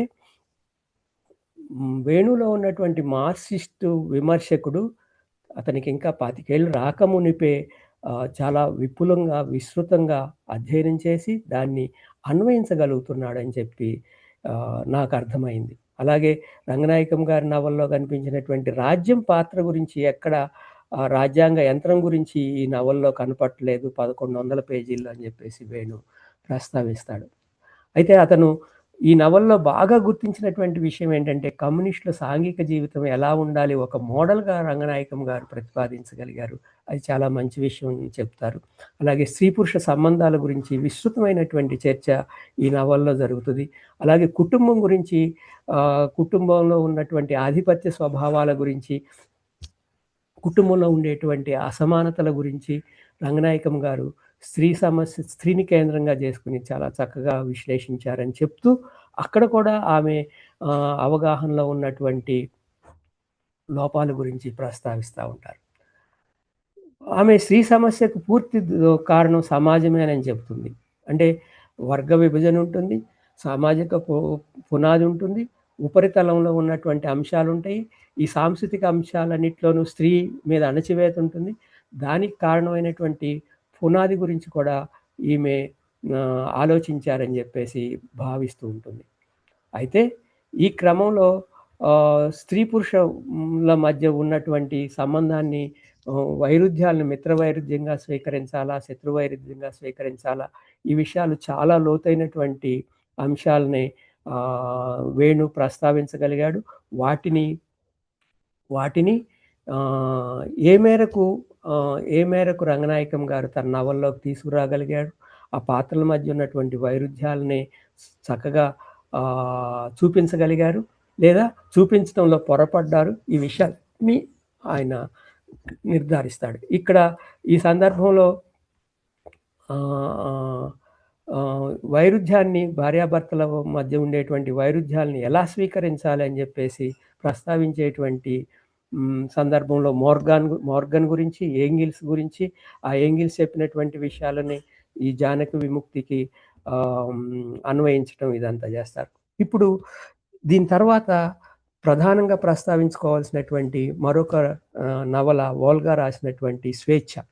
ఎందుకంటే ఈ నవల గురించి ఆ రోజుల్లో చాలా పెద్ద చర్చలు జరిగాయి కాబట్టి వేణు స్వీకరించినటువంటి వాటిల్లో రంగనాయకం గారు కోస్తా ప్రాంతానికి చెందినటువంటి వారు, అలాగే వోల్గా కోస్తా ప్రాంతానికి చెందినటువంటి వారు. ఆయన విమర్శించినటువంటి మరొక నవల చంద్రలత రాసినటువంటి రేగడి విత్తులు. అది కోస్తా ఆధిపత్యం తెలంగాణ మీదకి ఎలా ఆ వలస ఆధిపత్యాల గురించి మాట్లాడటం, అది చాలా పెద్ద టాపిక్. తర్వాత వస్తాను. ఈయన స్వీకరించినటువంటి రచనకి, విమర్శకు స్వీకరించినటువంటివి అటు ఉత్తరాంధ్ర కథకులు ఉన్నారు, ఇటు కోస్తా కథకులు ఉన్నారు. తెలంగాణ తన నేపథ్యం అయినప్పటికీ, తెలంగాణ తన సొంత ప్రాంతం అయినప్పటికీ, రాయలసీమకు సంబంధించినటువంటి రాప్తాడు గోపాలకృష్ణ, లేకుంటే మధురాంతకం రాజారాం, వీళ్ళ గురించి రాసినటువంటి విమర్శలో కూడా ఇవన్నీ మనకు కనిపిస్తాయి. అంటే ప్రాంతం అనేటువంటిది వేణుకి ఆ టైంకి ఒక ఒక ఏంటంటే అస్తిత్వంగా, వేణుకే కాదు మిగతా రచయితలకు కూడా సాహిత్యంలో ప్రాంతం అనేటువంటిది ఒక అస్తిత్వంగా ఇంకా ముందుకు రాలేదు. ఆ తర్వాత వచ్చినటువంటి రచనలో చంద్రలత రాసినటువంటి రేగడి విత్తుల్ని విమర్శలకు పెట్టే టైంకి వేణు లేదా వేణు చుట్టూ ఉన్నటువంటి తెలంగాణ ప్రాంతంలో ప్రాంతీయ అస్తిత్వ చైతన్యం బలపడటము, ఆ అస్తిత్వ చైతన్య దృక్కోణం నుంచి ఆ నవల్ని విమర్శించటం కనిపిస్తుంది.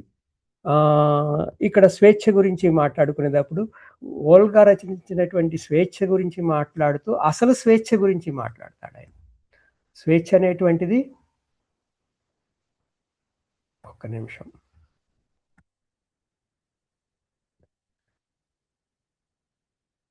అలాగే హింస గురించి మాట్లాడేటప్పుడు కూడా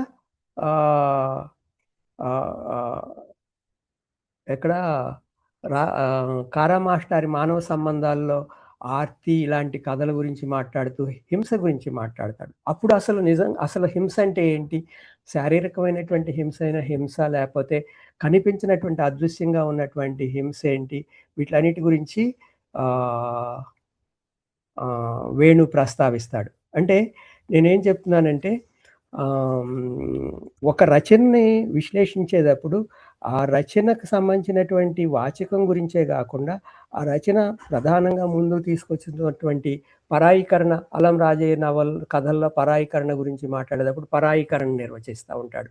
అలాగే ఓల్గా స్వేచ్ఛ గురించి మాట్లాడేటప్పుడు స్వేచ్ఛకు సంబంధించినటువంటి నిర్వచనాలు ఇస్తూ ఉంటాడు.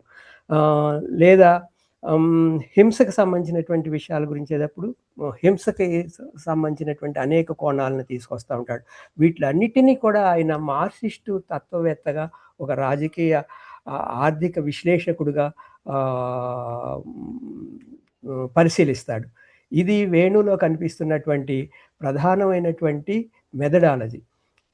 ఈ మెథడాలజీలోనే ఓల్గా రచించినటువంటి స్వేచ్ఛని, ఒక్క నిమిషం నేను కొంచెం పుస్తకంలోకి వెళ్ళి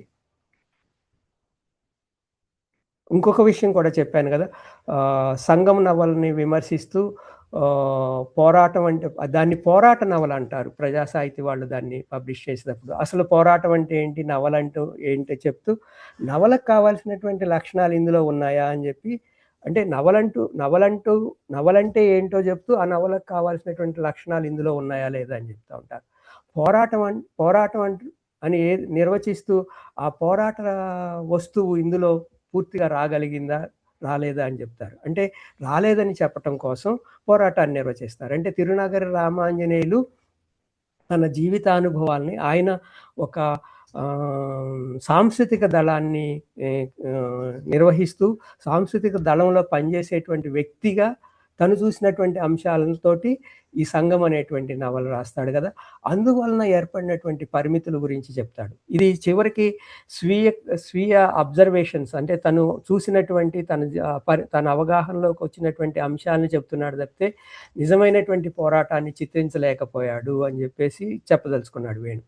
అలాగే దీన్ని నవలగా చేయటంలో, నవల అనగానే నాయకుడు, ప్రతి నాయకుడు, నాయిక ఈ ఫ్రేమ్లోకి వెళ్ళిపోవటము, అలాగే అక్కడ భూస్వామికి సంబంధించినటువంటి వాళ్ళు, భూస్వామికి దగ్గరుండేటువంటి రౌడీలు, లేకపోతే వాళ్ళందరూ ఉంటారు కదా, వాళ్ళ భూస్వామి చెంచాలు, వీళ్ళందరినీ చిత్రీకరించేటప్పుడు హాస్యాన్ని పండించడం, ఇదంతా కూడా పోరాట నవలకి కావాల్సినటువంటి సీరియస్నెస్ రాలేకపోయింది అని చెప్పేసి వేణు విమర్శ. అయితే వేణు ఒక విషయాన్ని అబ్జర్వ్ చేయటంలో వెనుకబడ్డాడేమో అని నాకు అనిపించింది. ఎందుకంటే తిరునగరి రామాంజనేయులు స్వయంగా బుర్రకథలు కట్టి కథకుడుగా, లేకపోతే అక్కడ రాజకీయం చెప్పినటువంటి ముగ్గురులో ఒక వ్యక్తిగా ఉండి ప్రదర్శనలు ఇచ్చినటువంటి వ్యక్తిగా రామాంజనేయులు గారు ఒక ప్రదర్శకుడు. అంటే ఒక ఏమంటాం, పెర్ఫార్మింగ్ ఆర్టిస్ట్ అవటం వలన ఆ రోజుల్లో బుర్రకథల్లో హాస్యం చెప్పటం, బుర్రకథల్లో రాజకీయం చెప్పటం, పెర్ఫార్మింగ్ ఆర్ట్‌ని ప్రజారంజకం చేయటానికి కావాల్సినటువంటి కొన్ని దినుసులుంటాయి. ఆ దినుసుల్ని నవల్లోకి తీసుకొచ్చాడు. అది ఆయన చేసినటువంటి పొరపాటు. అంటే రచయితకి ఒక జీవన నేపథ్యం, సామాజిక నేపథ్యం ఉంటుంది. దాని ప్రభావం నవల రచన మీద పడుతుంది. అంటే వేణు ఒకే సమయంలో పోరాటం గురించి చెప్తున్నాడు, నవల నిర్మాణం గురించి చెప్తున్నాడు. నిజానికి శిల్పానికి సంబంధించినటువంటి చర్చ ఈ ఈ ఈ ప్రాసెస్‌లో వేణు తక్కువ చేశాడు. అంటే ఒక నవలని రూపపరంగా విశ్లేషించడం చాలా తక్కువ చేశాడు. ఆయన దృక్పథ పరంగా విశ్లేషిస్తున్నాడు, లేదా వస్తుపరంగా ఎక్కువ విశ్లేషిస్తున్నాడు. అందుకే శిల్పపరంగా విశ్లేషించినటువంటి అంశం నేను అబ్జర్వ్ చేసినంత వరకు 5 హంసలనేటువంటి డాక్టర్ వి. చంద్రశేఖరరావు రాసినటువంటి నవల్లో శిల్పం వస్తువుని ఎలా మింగేయగలదు, శిల్పం మీద దృష్టి పెట్టడం ద్వారా రచయిత దృక్పథం కూడా మరుగుపడిపోయేటువంటి అవకాశం ఉంది. శిల్పం మీద దృష్టి పెట్టడం వలన పాత్రల మధ్య చోటు చేసుకునేటువంటి వైరుధ్యాలు కావచ్చు, లేదా పాత్రల మధ్య చోటు చేసుకునేటువంటి సంఘర్షణ కావచ్చు, మరొకటి కావచ్చు, ఎలా మరుగున పడిపోతాయి అని చెప్పటం కోసం శిల్ప చర్చ చేశాడు తప్పితే కేవల శిల్ప చర్చ అయితే ఇతను చేయలేదు. అంటే ఒక రచనకి శిల్పము సహకరించాలి, దోహదం చేయాలి. ఆ రచనలో ప్రతిపాదిస్తున్నటువంటి దృక్పథానికి గానీ, ఆ రచనలో స్వీకరించినటువంటి వస్తువు మీద గానీ వెలుగు ప్రసరింపజేయటానికి శిల్పం ఉండాలి తప్పితే ఆ దృక్పథాన్ని గానీ, ఆ వస్తువుని గానీ మరుగున పరిచేది, లేదా దాన్ని తక్కువ చేసేటువంటి, దాన్ని మింగేసేటువంటి, అది సరైనటువంటి పదం, దాన్ని మింగేసేటువంటి శిల్పం ఉండకూడదని చెప్పటానికి 5 హంసలు తీసుకొచ్చాడు. అయితే ఇప్పుడు నాకు టైం కొంచెం తక్కువ ఉంది కాబట్టి నేను ఆయన రచించినటువంటి కథా విమర్శలో కూడా వెళ్ళాల్సి ఉంది కాబట్టి ఇక్కడ దీని గురించి ఆపేసి నేను పోరాటాన్ని విస్తృతార్థంలో చూడమంటాడు. విస్తృతార్థంలో చూడమంటే సమాజానికి సంబంధించినటువంటి అనేక చలన నియమాలు పోరాటంలో వ్యక్తీకరణ పొందుతాయి. పోరాటం అంటే వర్గ పోరాటం, పోరాటం అంటే సాయుధ పోరాటం మాత్రమే కాదు, సమాజంలో జరిగేటువంటి ప్రతి చలనం, ప్రతి ఘర్షణ పోరాటంలోకే వస్తుంది. ఆ ఘర్షణని తీసుకొచ్చినటువంటి నవల పోరాట నవల అవుతుంది, లేదా ఆ ఘర్షణ తీసుకొచ్చినటువంటి కథ విప్లవ కథ అవుతుంది అని చెప్పి తర్వాత తను విప్లవ కథకు సంబంధించినటువంటి సూత్రీకరణలో కూడా ఈ విషయాలు చెప్తాడు. అంటే సమాజ పురోగతికి తోడ్పడేటువంటి, సమాజంలో గుణాత్మకమైనటువంటి మార్పుకి దోహదం చేసేటువంటి ప్రతి చలనం కూడా పోరాటానికి సంబంధించినటువంటిదే అని గమనింపు విప్లవ రచయితలకు కూడా లేనటువంటి విషయాన్ని వేణు గుర్తిస్తాడు. అంటే కేవలం సాయుధ పోరాటానికి సంబంధించినటువంటి, వర్గ పోరాటానికి సంబంధించినటువంటి అంశాలను చిత్రించినటువంటివి అభ్యుదయ నవల్లో లేదా విప్లవ నవల్లో అవుతాయని కాదు, సమాజంలో పురోగతికి దోహదం చేసేటువంటి ప్రతి చలనము, ఆ చలనాన్ని నిర్దేశించినటువంటి ప్రతి ఉత్పత్తి శక్తుల మధ్య జరిగేటువంటి ఉత్పత్తి శక్తుల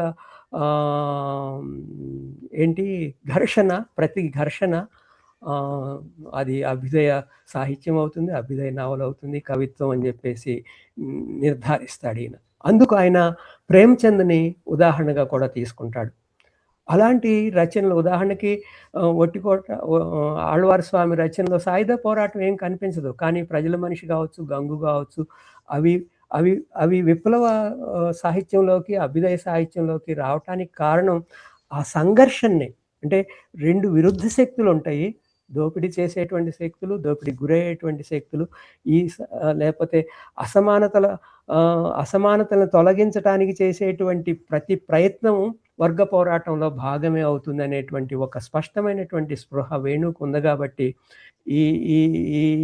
ఈ మార్క్సిస్ట్ సాహిత్య విమర్శని మార్క్సిస్టు విమర్శని, సిద్ధాంతాలని దీనికి అన్వయించగలిగేటువంటి ఆ స్పష్టత కారణంగానే అతను చక్కగా అన్వయించగలిగాడని చెప్పేసి నేను అనుకుంటున్నాను. అంటే ఈ ఘర్షణ వైయక్తికమైనటువంటి ఘర్షణగా మిగిలిపోతుందా?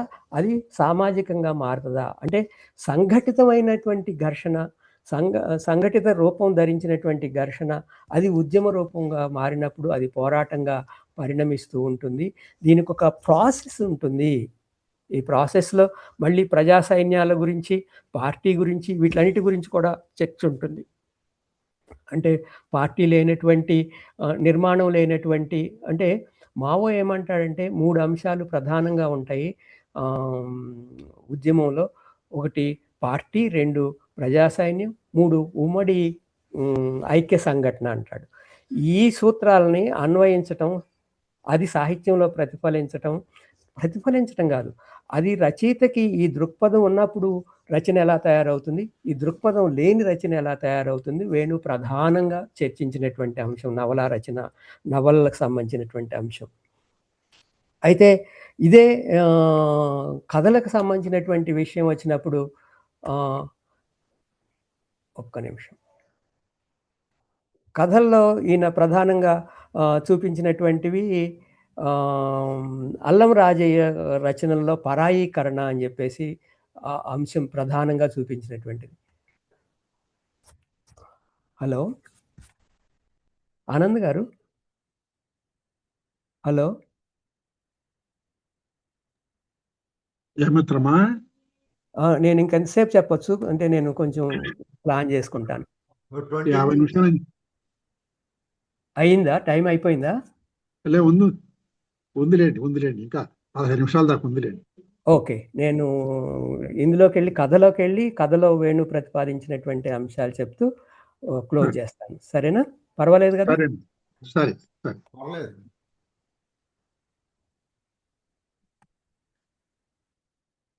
కథని విశ్లేషించినటువంటి వేణు తర్వాత వచ్చాడు. అంటే ముందు నవలకు సంబంధించిన 81లో నవల విమర్శలోకి వస్తే 87లో కానీ కథా విమర్శ గురించి ఈ పుస్తకంలో ముఖ్యంగా చిన్న ఏమైనా రాశాడేమో తెలియదు. ఈ పుస్తకంలో కథా సందర్భం పుస్తకంలో 87లో రాసినటువంటి మొట్టమొదటి కారా రచనల్లో మానవ సంబంధాలు అంటాడు. మానవ సంబంధాల జీవధార అంటాడు. అంటే జీవధార పుస్తకాన్ని తీసుకోవటం వలన జీవధార అనేటువంటిది ఒక కథ ఉంది కదా, అందుకని మానవ సంబంధాల జీవధార అంటాడు. అయితే వేణు చేసినటువంటి ఈ వ్యాసంలో, పర్టికులర్లీ ఈ వ్యాసంలో మానవ సంబంధాల గురించి నిర్వచించడానికి మార్క్సిజాన్ని తెచ్చుకున్నాడు. మానవ సంబంధాలను నిర్వచించడానికి అసలు మార్క్సిజం అంటేనే మానవ సంబంధాల సమాహారం, మనిషి అంటేనే మానవ సంబంధాల సమాహారం.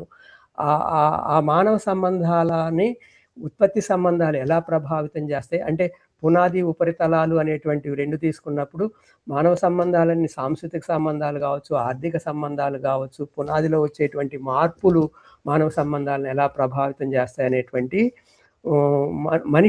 మానవ సమాజానికి అత్యవసరమైనటువంటి విషయం ఏంటంటే సామాజిక ఉత్పత్తి క్రమం.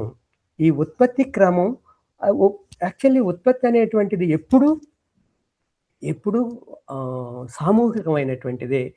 ఈ సామూహికమైనటువంటి ఉత్పత్తిలో మానవ సంబంధాలు ఎలా రూపొందినటువంటి మానవ సంబంధాల్లో మానవ సంబంధాలు ఎలా ఏర్పడతాయి, మానవ సంబంధాల్లో ఆధిపత్యాలు ఎలా ఏర్పడతాయి, మానవ సంబంధాల్లో హింస ఎలా చోటు చేసుకుంటుంది, ఆ హింసని, ఆ అసమానతల్ని, ఆధిపత్యాలని అధిగమించటానికి మార్క్సిజం ఎలా తోడ్పడుతుంది, ఈ విషయం గురించి ఎరుక ఉన్నటువంటి రచయిత ఎలా తన కథల్లోకో తన నవల్లోకో తీసుకొస్తాడు, ఎరుక లేని రచయిత ఎలా ఉంటాడు.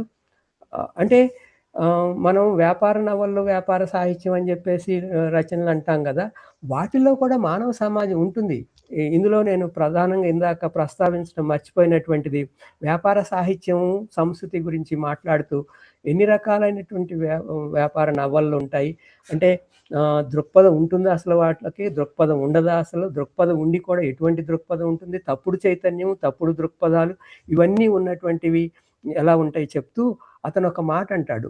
సాధారణంగా రచయిత రచయిత ఉంటాడు, పాఠకుడు ఉంటాడు, అలాగే ప్రచురణకర్త ఉంటాడు. వ్యాపార నవలల గురించి, వ్యాపార రచనల గురించి.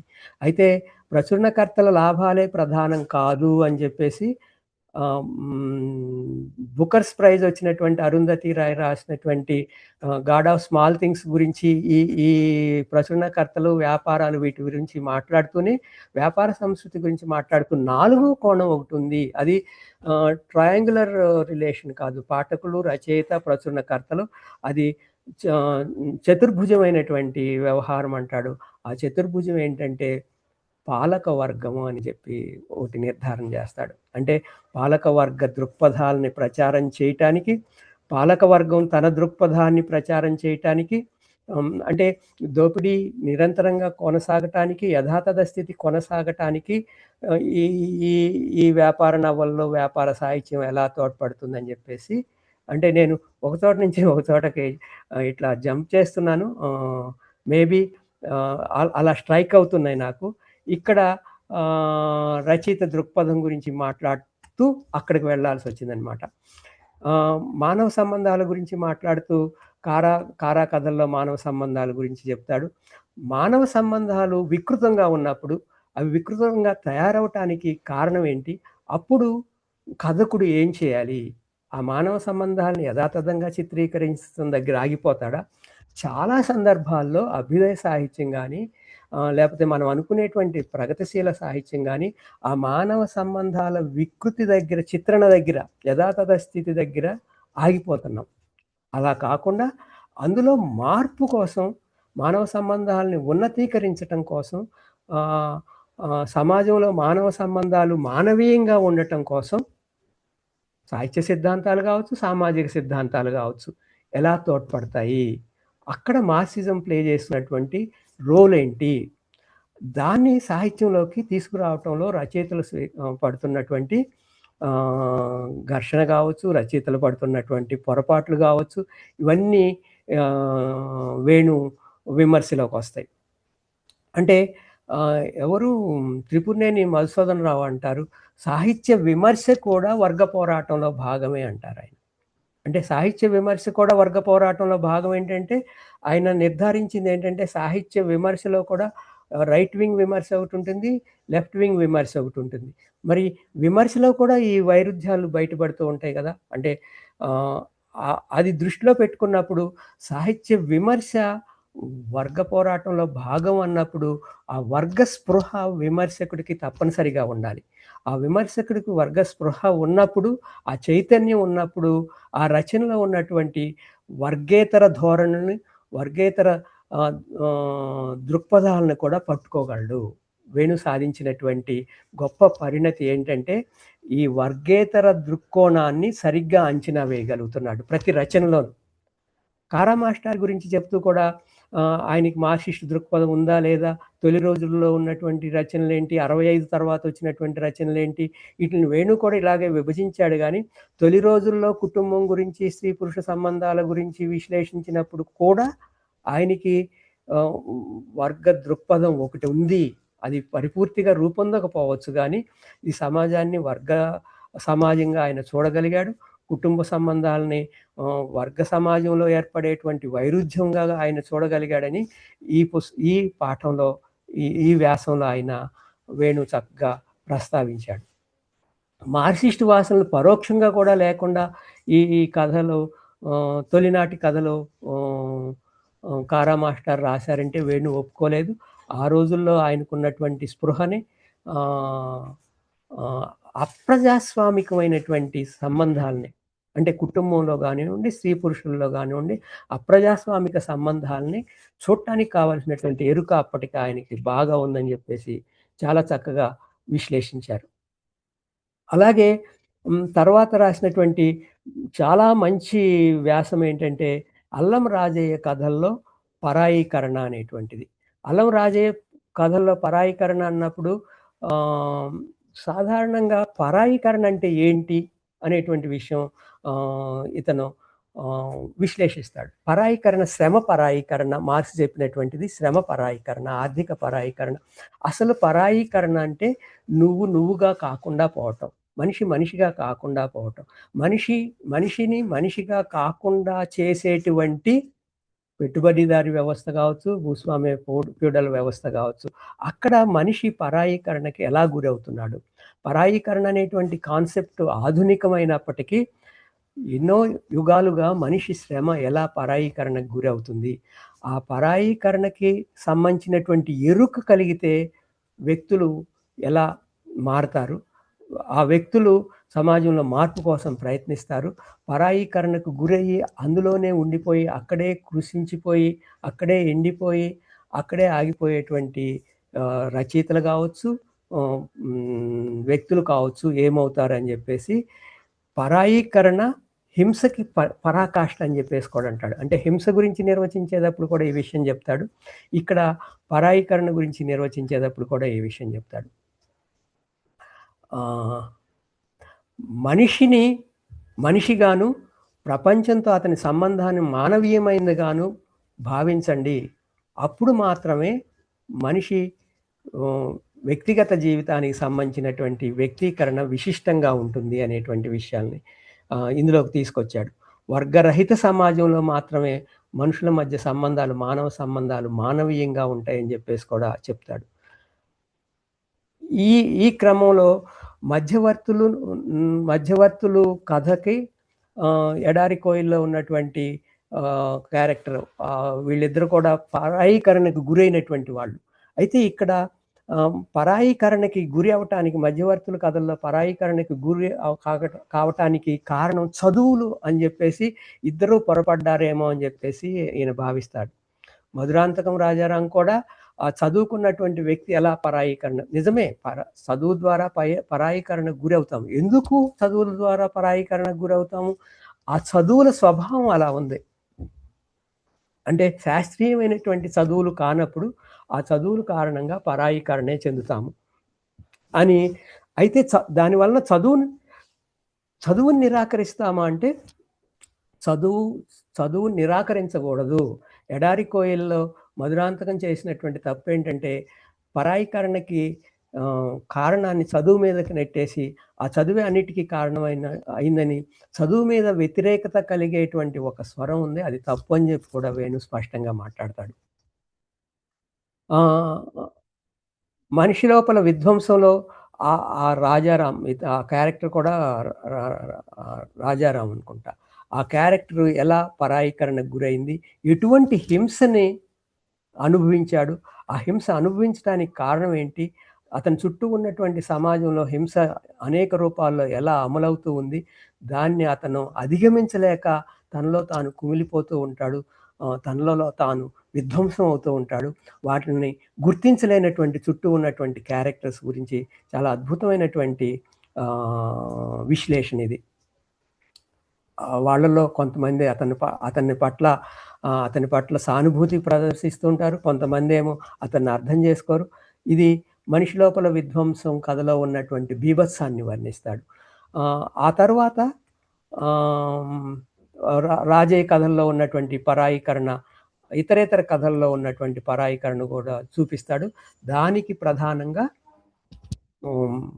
మధ్యవర్తుల కథని స్వీకరిస్తాడు. పరాయీకరణ జీవితంలో అతి సాధారణంగా జరిగిపోతూ ఉంటుంది. అది సహజం అనిపించేంతగా మన జీవితాల్లో ఉంటుంది. జీవితాన్ని యథాతథంగా నిజాయితీగా చిత్రించవలసిన ఏ కళాకారుడికైనా రచయితకైనా పరాయీకరణ ఒక అనివార్య వస్తువు అవుతుంది. అయితే మార్క్సిస్ట్ రచయితలకు పరాయీకరణ చిత్రించే బాధ్యత మరింత ఎక్కువగా ఉంటుంది. పరాయీకరణ భావనను సక్రమంగా అర్థం చేసుకోవాలంటాడు. సొంత ఆస్తి సంబంధాల ఫలితంగా సమాజంలో పెరుగుతున్న అమానవీకరణను అర్థం చేసుకోవటానికి మార్క్సిజం తోడ్పడుతుంది అంటాడు. ఈ పరాయీకరణ ఈ అమానవీకరణ ఎన్ని రూపాల్లో ఉంటుందో, ఎన్ని విధాలుగా ఉంటుందో గుర్తించి విశ్లేషించినప్పుడు అప్పుడు మాత్రమే పరాయీకరణ ఎదుర్కోగల పోరాట ఆవశ్యకతను సైతం గుర్తిస్తాము. అంటే ముందుగా దాన్ని గుర్తిస్తే దాని నుంచి బయటపడటానికి, దాన్ని అధిగమించటానికి, దానికి వ్యతిరేకంగా పోరాటానికి కావలసినటువంటి శక్తుల్ని సమకూర్చుకోగలము అని చెప్పేసి అంటాడు. ఇక్కడ అంటాడు, పరాయీకరణ అంటే ఒక అర్థంలో మనిషి లోపల విధ్వంసంగా చూడాలి. మనిషి మనిషిగా మిగలడు, లోపల ధ్వంసం అయిపోతాడు. తాను సాగించిన శ్రమ ఉత్పత్తి పరాయిదైపోతుంది. అసలు శ్రమ క్రమమే తనదిగా అనిపించదు. తాను ఒక సంఘజీవిననే స్పృహ పోతుంది. తనలోని మానవీయ లక్షణాలు మాయమైపోతాయి. తనకు తానే పరాయి మనిషిలా ఉంటాడు. ఇట్లా లోలోపల విధ్వంసం అయిపోయిన మనిషి మళ్ళీ మనిషిగా మారాలంటే ఆ విధ్వంస శక్తుల మీద పోరాటానికి సిద్ధపడాలి. లేదా రాజీ పడి పరాయిగా అమానవీయంగా బతుకు గడుపుతూ ఉండాలి అంటాడు. ఇది అతనిచ్చినటువంటి నిర్వచనం. ఆ నిర్వచనానికి అనుగుణంగా మధ్యవర్తుల్లో నాగేంద్రం కావచ్చు, నాకు ప్యారలల్‌గా చాలామంది కనిపిస్తారు. జీవన్మృతుల్లో లక్ష్మీపతి రాసినటువంటి జీవన్మృతులు కథల్లో మెయిన్ క్యారెక్టర్ ప్రొటగానిస్ట్ కావచ్చు, లేకపోతే పనిపిల్ల కథలో అతని పేరు నాగేంద్రం అనుకుంటా. నాగేంద్రం కావచ్చు, మట్టిగుండె పాపినేని శివశంకరం కథల్లో మళ్ళీ అతను కావచ్చు. అలాగే శాంతినారాయణ కథల్లో ఊరెళ్తున్నటువంటి ఎతుక్కుంటూ వెళ్తారు కదా! తమ మూలాలను ఎతుక్కుంటూ వెళ్ళి పరాయీకరణకు గురైనటువంటి క్యారెక్టర్స్. అప్పలనాయుడు రాసినటువంటి క్షతగాత్ర గానంలో అతను కావచ్చు, లేకపోతే పాపినేని శివశంకర్ మట్టిగుండె గురించి కూడా చెప్పుకున్నాం కదా! ఈ క్యారెక్టర్స్ అన్నీ కూడా తమ మూలాలకి దూరం అయ్యి దూరమైనటువంటి ఒక గిల్ట్ ఒకటి ఉంటది. ఆ గిల్ట్ తాము కాకుండా పోతున్నటువంటి ఒక క్రమం ఉంటుంది. దాని నుంచి బయటపడాలనుకుంటారు. బయటపడలేని తనం ఉంటుంది. అన్నీ తమ శక్తులన్నీ పరాయీకరణకు గురైనప్పుడు సమాజం ఎలా ఉంటుంది? దాని నుంచి బయటపడటానికి మార్క్సిజం ఒక పరికరంగా, ఒక పనిముట్టుగా కాక ఒక ఆయుధంగా, ఒక సాధనంగా ఎలా ఉపయోగపడుతుందని చెప్పేసి వేణు చాలా చోట్ల ప్రస్తావించాడు. ఇలా చూసినప్పుడు వేణు కథా రచనలో పతంజలి 3 వీరబొబ్బిలి, గోపాత్రుడు, పిలకతిరుగుడు పువ్వు గురించి మాట్లాడతాడు. పిలకతిరుగుడు పువ్వు ఒకటే కథ యాక్చువల్‌గాని. వీటిల్లో గోపాత్రుడు, వీరబొబ్బిలి నవల్లో దాన్ని కూడా తీసుకొస్తాడు. అలాగే శ్రీకాకుళ ఉద్యమ సాహిత్యం గురించి చెప్తూ పునరావాసం నవల గురించి మాట్లాడతాడు. సువర్ణముఖి కథల గురించి, నాగావళి కథల గురించి రాస్తాడు. చంద్రశేఖరరావు లెనిన్ ప్లేస్‌లో కూడా ఈ పరాయీకరణకు సంబంధించినటువంటి అంశాలను అతను ప్రస్తావిస్తాడు. రాప్తాడు గోపాలకృష్ణ రాసినటువంటి అతడు బయలుదేరాడులో చాలా ఆత్మీయంగా రాసినటువంటిది. రాప్తాడు గోపాలకృష్ణ తన జీవితం ఆత్మహత్య చేసుకోవటానికి కారణమైనటువంటి అనేక విషయాలని ఈయన అది సాహిత్య విమర్శ, లేకపోతే ఆత్మీయమైనటువంటి ఒక తలపోత తెలియనంతగా అంత ఆత్మీయమైనటువంటి, అంటే వేణు తన మెథడాలజీని, మార్క్సిస్ట్ మెథడాలజీని ఇక్కడ అప్లై చేశాడా? తన ఆత్మీయమైనటువంటి రిలేషన్ని ఇక్కడ అప్లై చేస్తున్నాడా? చాలా మంచి, అది నిజానికి వ్యాసంగా రాయలేదు అతను, దానికి వెనక మాటగా రాశాడు కాబట్టి అదన్నీ చోటు చేసుకుంటాయి. ఇక్కడ 2 అంశాలు చెప్పి నేను నా ప్రసంగాన్ని ఆపుతాను. అదేంటంటే తెలుగు కథ సామాజిక సాహిత్య మూలాలని 1995లో లోపూడిలో చేసినటువంటి విరసం, అంటే విరసం వర్క్షాప్స్ జరుగుతూ ఉంటాయి కదా! ఈ వర్క్షాప్స్‌లో కథ మీద జరిగినటువంటి వర్క్షాప్‌లో వేణు చేసినటువంటి 3 ప్రసంగాలు, లోపూడిలో చేసినటువంటి ప్రసంగం, తెలుగు కథ సామాజిక సాహిత్య మూలాలనేటువంటిది. ఇంకొకటి కథారచన, రచయితల దృక్పథం, వైవిధ్యం. ఇది చాలా మంచి వ్యాసం. ఆ ఒక్క వ్యాసం గురించే గంటసేపు మాట్లాడుకోవచ్చు. అలాగే విప్లవ కథ అంటే ఏమిటని చెప్పేసి అరకులో చేసినటువంటి ప్రసంగం. నేను ఇప్పుడు కథారచన, రచయితల దృక్పథం దగ్గరికి వెళ్ళి దాని గురించి 2 విషయాలు మాట్లాడుతూ నేను దీన్ని క్లోజ్ చేస్తాను.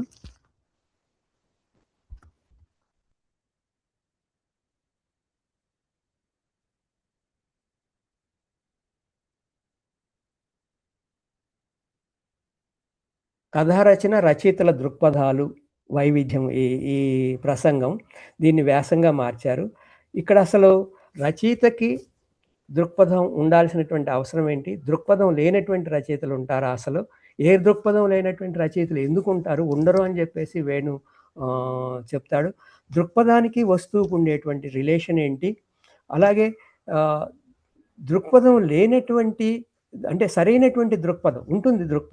సరైనటువంటి దృక్పథం లేనటువంటి రచన సరైన చైతన్యాన్ని అందించదనేటువంటి విషయం ప్రస్తావిస్తాడు.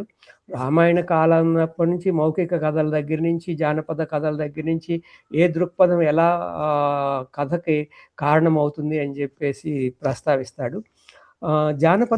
జానపద కథల్లో ఉండేటువంటి ఏమంటాము గా ఆ గానము అలా మారటానికి, ఆ ప్రదర్శన అలా మారటానికి మంచి అబ్జర్వేషను.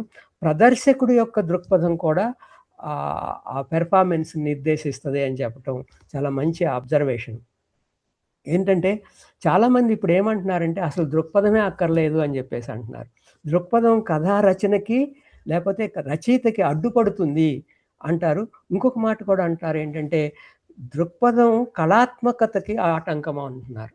నిజానికి దృక్పథం అంటే సృజనాత్మకతకి కావచ్చు, రచయిత సృజనశీలతకి, సృజనాత్మక శక్తికి కావచ్చు, లేకపోతే కళాత్మక విలువల్ని ఆ రచనలో చక్కగా తీసుకురావటానికి కానీ ఆటంకం కాదు ఎప్పుడు, అది ఇంకా మెరుగుపరుస్తుంది అని చెప్పేసి చాలా సందర్భాల్లో వేణు ఇందులో రాశారు. అంటే అసలు రచనకి దృక్పథం అక్కర్లేదా? అంటే రచనకు దృక్పథం అవసరం లేదని ఉండరాదనే వాళ్ళు అమాయకులైనా కావాలి, లేదా ఇంకొక ప్రయోజనం కోసమైనా ఆ మాట అనాలి. ఇంకొక ప్రయోజనం అంటే యథాతథ స్థితిని కొనసాగించడానికి దృక్పథానికి దూరంగా ఉండండి. ఈ ఆలోచన 2025లో కూడా బలంగా వినిపిస్తుంది. అసలు నిబద్ధత లేకపోవటమే రచయితకు కావాల్సింది.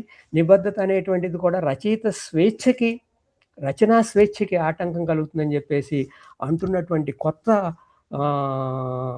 ఆలోచన ధార మళ్ళీ మొదలైంది. అలాగే వ్యాపారం అనేటువంటిది కూడా దృక్పథ రాహిత్యం ద్వారా ఏది పడితే అది రాసి సేలబుల్ కమోడిటీగా, రచనని సేలబుల్ కమోడిటీగా చేసేటువంటి ఒక కొత్త ధోరణి ఇటీవల మొదలైంది. కాబట్టి ఈ వ్యాసానికి చాలా ప్రాసంగికత ఉంది.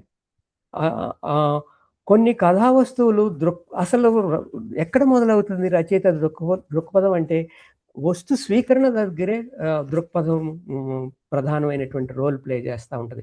ఏది నీ ఏ వస్తువు మీదకి నీ దృష్టి పోతుంది, దాన్ని నువ్వు నీ రచనలోకి తీసుకురావటంలో నువ్వు చూస్తున్నటువంటి కోణం ఏంటి, వీటిని బట్టి కావాలంటే మనం భిక్షురు వర్షీయసి దగ్గరికి వెళ్ళొచ్చు. శ్రీశ్రీ గారి భిక్షురు వర్షీయసి దగ్గరికి. అక్కడి నుంచే దానికి పెట్టేటువంటి శీర్షిక కావచ్చు, దాని ముగింపు కావచ్చు, ఆ పాత్రల నిర్వహణ కావచ్చు, ఆ పాత్రల మధ్య చోటు చేసుకునేటువంటి ఘర్షణ కావచ్చు, ఆ ఘర్షణ సమాజంలో విరుద్ధ శక్తుల మధ్య జరుగుతున్నటువంటి ఘర్షణ కావచ్చు, లేదా అంతరంగానికి లోపలికి బయటికి జరుగుతున్నటువంటి ఘర్షణ కావచ్చు. ఈ ఘర్షణలో నువ్వు ఏ వైపు నిలబడుతున్నావు తెలుసుకోవటానికి నీ పాత్రలు ఏం మాట్లాడుతున్నాయి, సంభాషణలు కూడా కావచ్చు. నీ పాత్రల చలనం ఏంటి? నీ పాత్రల చలనం ఏంటంటే జనరల్‌గా ఏమంటామంటే పాత్రలు క్రియాశీలంగా ఉండాలంటాం. పాత్రలు మార్పుకి గురవ్వాలంటాం. పాత్రలు మార్పుకి గురైనప్పుడు అక్కడ రచయిత దృక్పథం కూడా స్పష్టమవుతుంది. ఎటువైపు నడుస్తున్నాయి పాత్రలు. ఇవన్నీ కూడా వేణు ఈ దృక్పథం గురించి మాట్లాడేటప్పుడు అతని మనసులో ఉన్నాయి. ఆ విషయాలన్నీ స్పష్టంగా చెప్పగలిగాడు. ఇది పెద్ద వ్యాసం. సృజనాత్మక ప్రక్రియ గురించి మాట్లాడేటప్పుడు సామాజిక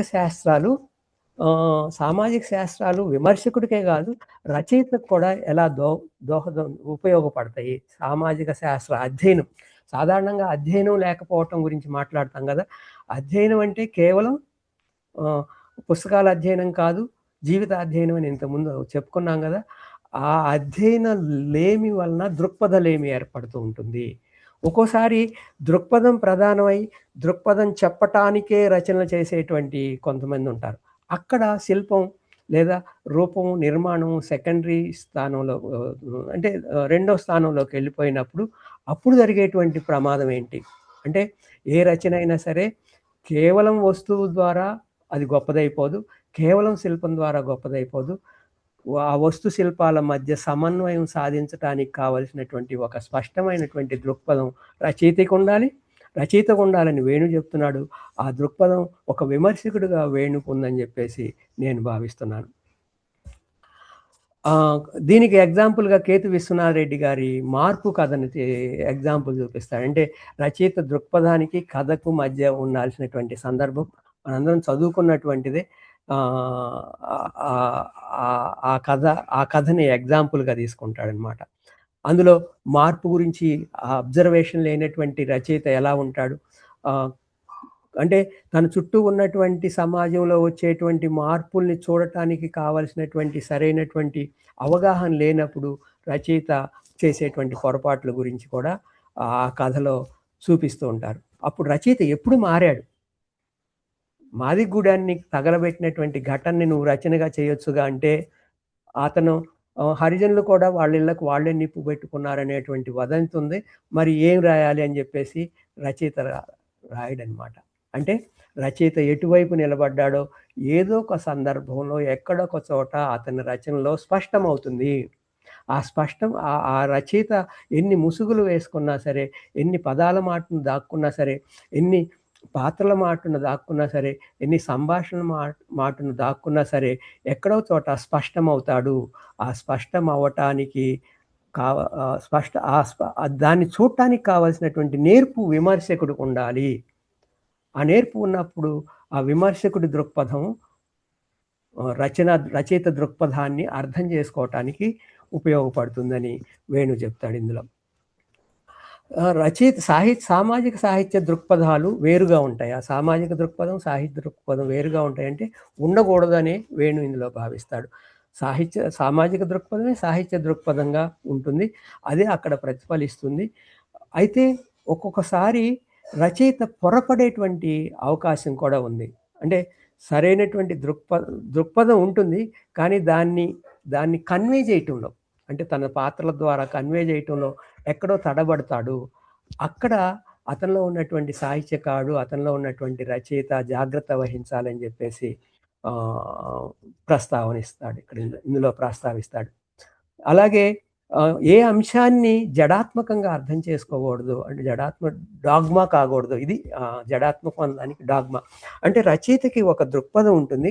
ఆ దృక్పథానికే కట్టుబడిపోయి మిగతా విషయాలను చూడటానికి నిరాకరిస్తాడా? అంటే సాధారణంగా మార్క్సిస్ట్ విమర్శకుల్ని, మార్క్సిస్ట్ రచయితల్ని ఏమంటారంటే, మీరు డాగ్మాకి గురయ్యారు. కాబట్టి మీకు మిగతా విషయాలు ఏమీ కనపడట్లేదు. ఎంతసేపు అంతా ఉత్పత్తి సంబంధాలు అంటారు. లేదా ఆ జార్గాన్‌లోనే ఉండిపోతారు. అటు రచయితలు అదే జార్గాన్‌లో ఉంటారు. ఇటు ఆ పాత్రలను అలాగే నిర్మిస్తా ఉంటారు. ఆ పాత్రలను బ్లాక్ అండ్ వైట్‌లో నిర్మిస్తారు. మీరు గ్రే ఏరియాలు చూడలేరు. మీరు మీరు సప్తవర్ణాలో, పంచరంగులో ఇవేమి చూడలేరు అని విమర్శ ఉంది. అంటే బయట అంటే మార్క్సిస్ట్ వ్యతిరేకులు చేసేటువంటి విమర్శ. మీరు శిల్పాన్ని పట్టించుకోరు. మీరు రూపానికి సంబంధించినటువంటి అవగాహన ఉండదు. నిజానికి మార్క్సిస్టులు తిరస్కరించేది రూపవాదాన్నే గాని రూపాన్ని కాదు.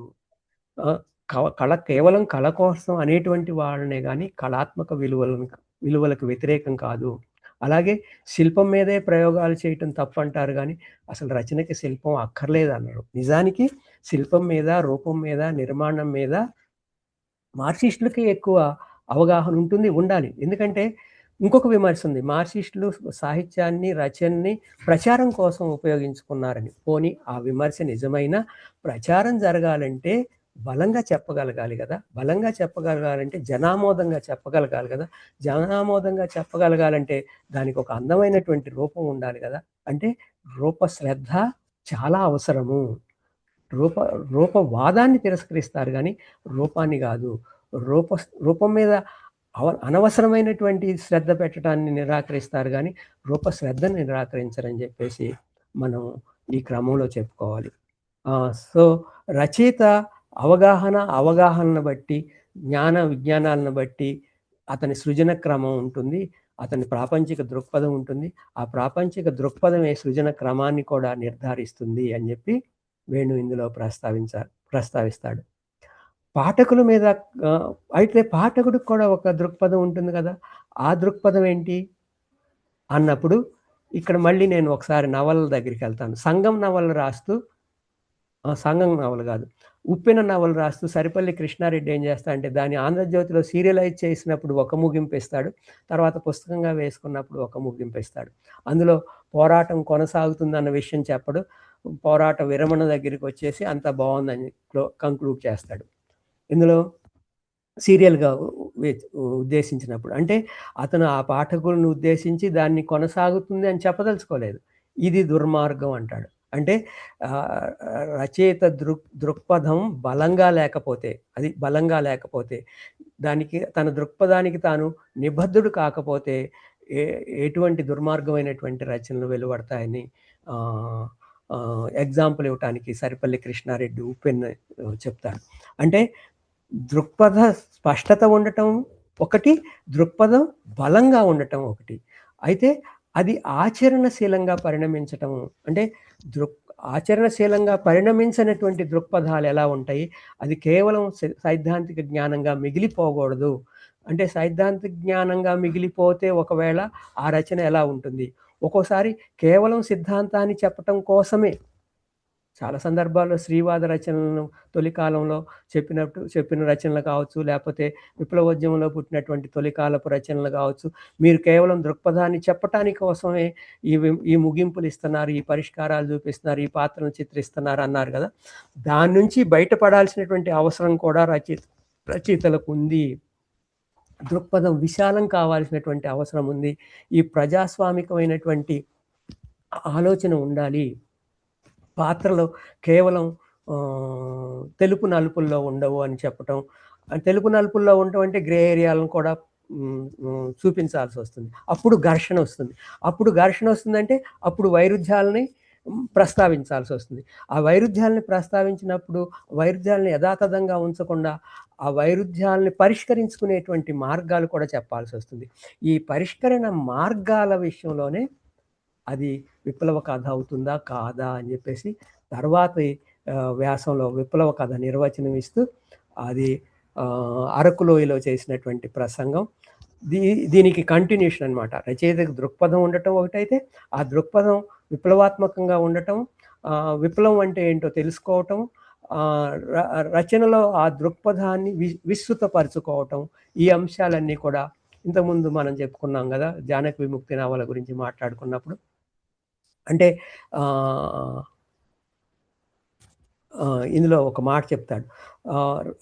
అంటే ప్రక్రియ విధిస్తుంది కదా, కొన్ని కథకి సంబంధించినటువంటి పరిమితులు కొన్ని ఉంటాయి. అలాగే నవలకు సంబంధించినటువంటి విస్తృతి కూడా ఒకటి ఉంటుంది. ఈ పరిమితుల్లో కూడా తన దృక్పథాన్ని స్పష్టం చేసేటువంటి చాతుర్యం, అది శిల్ప నైపుణ్యం అంటాడు. అది కళాత్మకమైనటువంటి నైపుణ్యం అంటాము. అది సాధించాల్సిన అవసరం విప్లవ రచయితలకు కూడా, విప్లవ కథకులకు కూడా ఉంది. ఆ విప్లవ కథకుల మీద ఉన్నటువంటి విమర్శని అధిగమించాలంటే ఈ కళాత్మక నైపుణ్యాలను కూడా ఇంప్రూవ్ చేసుకోవాలి. దీని మీద కూడా శ్రద్ధ పెట్టాలి.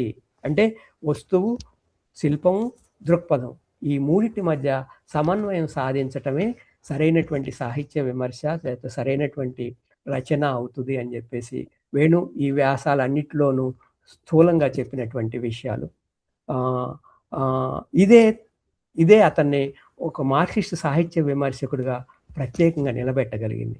ఆ తర్వాత విప్లవ సాహిత్య విమర్శలోకి వచ్చినటువంటి అంటే ఆ కాలంలోనూ రాస్తున్నాడు అల్లం రాజయ్య ఇటీవల రాసినటువంటి చెప్పినటువంటి ఇంటర్వ్యూలు కావచ్చు, పాణి చేస్తున్నటువంటి విమర్శ, సాహిత్య విమర్శ కావచ్చు, ఇదంతా కూడా మనం ఎక్కడో సాహిత్య విమర్శ, మార్క్సిస్ట్ సాహిత్య విమర్శ త్రిపురనేని మధుసూదన్ రావు గారి దగ్గర ఎక్కడో మొదలెట్టి శ్రీ దగ్గర, కేవీఆర్ దగ్గర, కొడవటిగంటి కుటుంబరావు దగ్గర అలా వచ్చి ఈ రోజున సాహిత్య విమర్శ, మార్క్సిస్ట్ సాహిత్య విమర్శ బలంగా లేదు అంటున్నప్పుడు అని ఆరోపణ చేస్తున్నప్పుడు, అసలు మార్క్సిస్ట్ సాహిత్య విమర్శ జార్గానికి గురైపోయిందని చెప్పేసి విమర్శిస్తున్నప్పుడు ఆ తరంలో వేణు తరంలో అంటే కాత్యాయని విద్మహే గారు కావచ్చు, రాజపాలెం చంద్రశేఖర్ రెడ్డి గారు కావచ్చు, మరొకరు కావచ్చు, వీళ్ళందరూ కూడా సాహిత్య విమర్శలో తీసుకొస్తున్నటువంటి గుణాత్మకమైనటువంటి మార్పు ఏంటి, వీళ్ళందరినీ కలిపి ఎలా చూడాలి?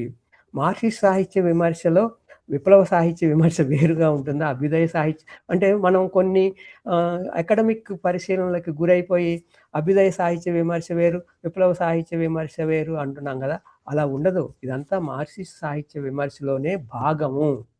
అంటే విప్లవ కథ వేరు, అభ్యుదయ కథ వేరు, అభ్యుదయ నవల వేరు, విప్లవ నవల వేరు అని చెప్పేసి ఈ ఈ గీతలు గీసుకుంటాం కదా. ఈ గీతల్ని అధిగమించి మార్క్సిస్ట్ దృక్కోణం నుంచి వీటిలన్నిటిని ఎలా చూడాలి, ఈ మార్పుని అంటే విప్లవాన్ని స్థూలంగా మార్పు కోసం చేసేటువంటి కృషి అయితే ఈ మార్పుని ఎలా చూడాలి అంటే ఇప్పుడు మళ్ళీ మన దగ్గరికి వచ్చినప్పుడు ఇప్పుడు సాయుధ విప్లవం చేస్తేనే విప్లవం, సాయుధ విప్లవం నుంచి బయటకు వస్తే విప్లవం, ఈ డిబేట్ ఈ రోజు బలంగా జరుగుతుంది. ఇప్పుడు ఇవాళ 7వ తారీఖు అయితే అక్కడ ఓల్డ్ రాడికల్ స్టూడెంట్స్ కూర్చుని దీన్నింటిని విశ్లేషిస్తున్నారు.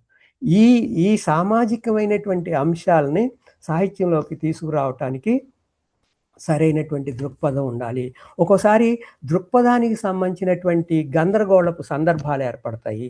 అప్పుడు మళ్ళీ మనం మార్క్సిజం మౌలిక సూత్రాల దగ్గరికి వెళ్ళాలి, వర్గ పోరాటం దగ్గరికి వెళ్ళాలి, వర్గ పోరాటపు మౌలిక సూత్రాల దగ్గరికి వెళ్ళాలి, పునాది ఉపరితలాల దగ్గరికి వెళ్ళాలి, ఉత్పత్తి సంబంధాల్లోకి వెళ్ళాలి, ఉత్పత్తి సంబంధాల్లో జరిగేటువంటి ఘర్షణ గురించి ఆలోచించాలి, ఉత్పత్తి సంబంధాల్లో మార్పులు వస్తూ ఉంటే ఆ మార్పులకి అనుగుణంగా చేసుకోవాల్సినటువంటి పోరాట రూపాలను కూడా మనం గుర్తించాలి అని ఈరోజు 2025లో మనం మళ్ళీ ఒక దృక్పథానికి సంబంధించినటువంటి ఒక అస్పష్టమైనటువంటి సినారియోలో మనకి మౌలికమైనటువంటి మార్క్సిస్టు సిద్ధాంతాలని మరొకసారి గుర్తు చేసుకోవాల్సినటువంటి అవసరం ఉంది.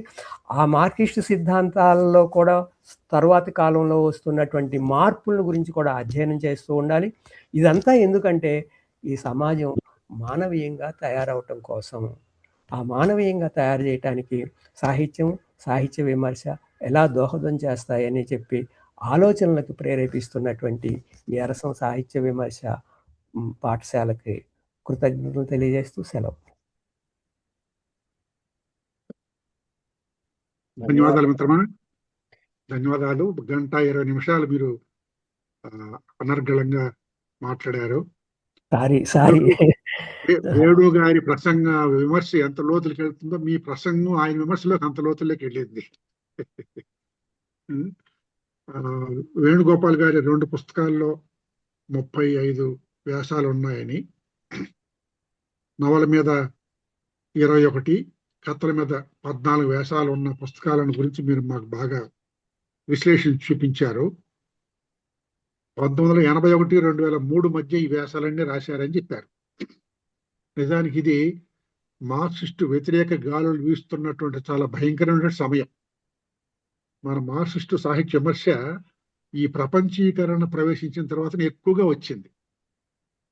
వల్లంపాటి వెంకటసుబ్బయ్య లాంటి వాళ్ళు కూడా ఈ రష్యాలో వచ్చినటువంటి పరిణామాలు, తూర్పు యూరోప్లో వచ్చిన పరిణామాల నేపథ్యంలోనే మన మార్క్సిస్ట్ సాహిత్య విమర్శ ఎక్కువగా వచ్చింది.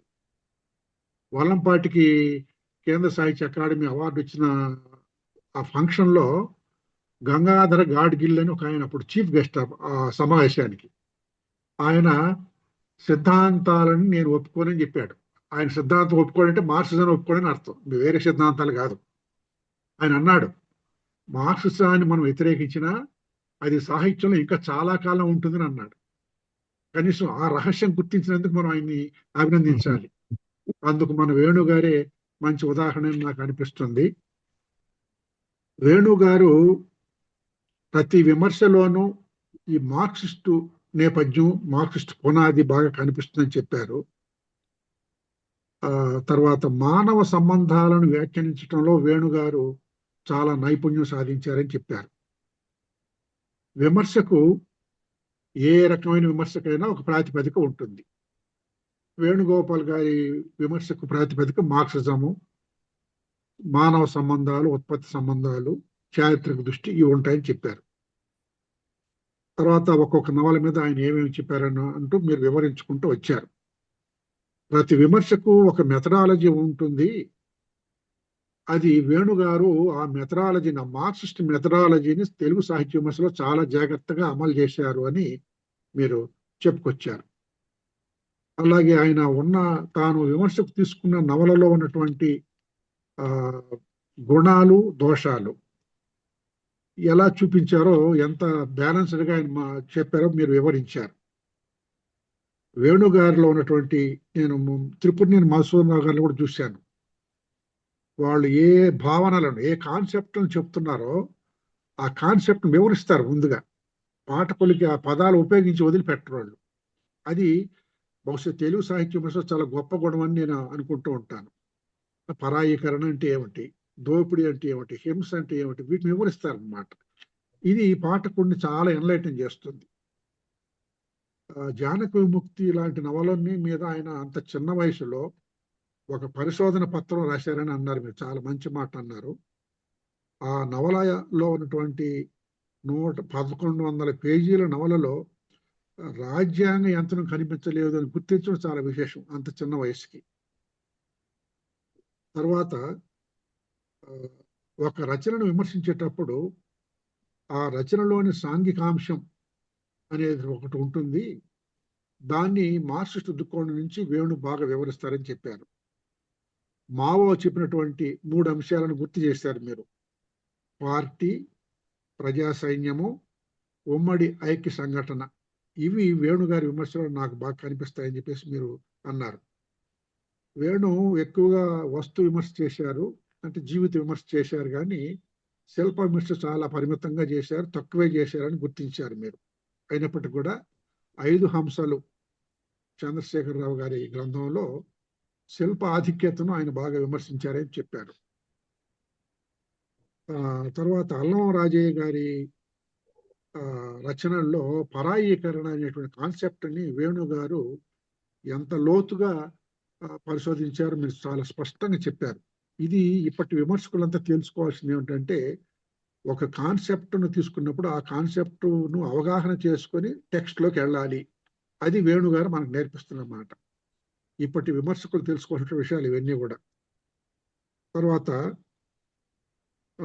అనేక కథల్లోనూ ఉన్నటువంటి పాత్రలు ఆయన, మీరు చాలా మంది కథల్లో వాళ్ళందరూ కూడా ఎలా పరాయీకరింపబడ్డారో వేణు ఎలా మనకు పరిచయం చేశారు చెప్పారు. తర్వాత సామాజిక దృక్పథం, సాహిత్య దృక్పథం ఈ 2 వేరు వేరు కాదు అని వేణుగారి విమర్శ మనకు తెలియజేస్తుందని చెప్పారు. దేనిని జడాత్మకం చేయకూడదు అనేది ఆయన ఫిలాసఫీ అని చెప్పారు. దృక్పథానికి కథకు ఎలాంటి సంబంధం ఉంటుందో వేణుగారు మనకు బాగా తెలియజెప్పారని చెప్పేసి అన్నారు.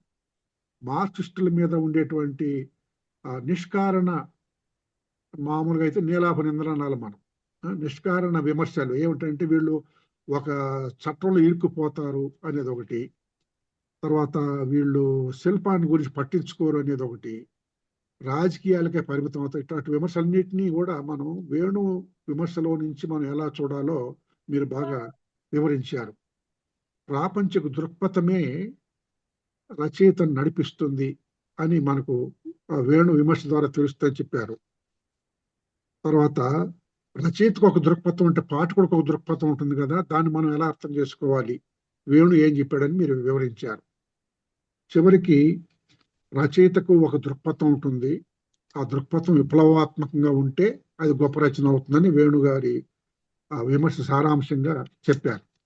మార్క్సిస్టులు రూపవాదాన్ని వ్యతిరేకిస్తారు తప్ప రూప సౌందర్యాన్ని వ్యతిరేకించారు. ఆర్థిక సంబంధాలను గురించి మాత్రమే మాట్లాడతారు, మిగతా పట్టించుకోరు అనేది కూడా నిజం కాదు అని వేణుగారి విమర్శ ఆధారంగా మీరు చెప్పారు. ఇంత మంచి ప్రసంగం చేసిన మీకు అరసం తరపున నేను హృదయపూర్వకంగా ధన్యవాదాలు చెప్తూ, ఇప్పుడు మనకు ఇంకొక 2-3 నిమిషాలు మిత్రులు ఎవరైనా సుదీర్ఘమైన మాటలు కాకుండా అభిప్రాయాలు 1-2-3 అభిప్రాయాలు చెప్తే బాగుంటుందని భావిస్తున్నా.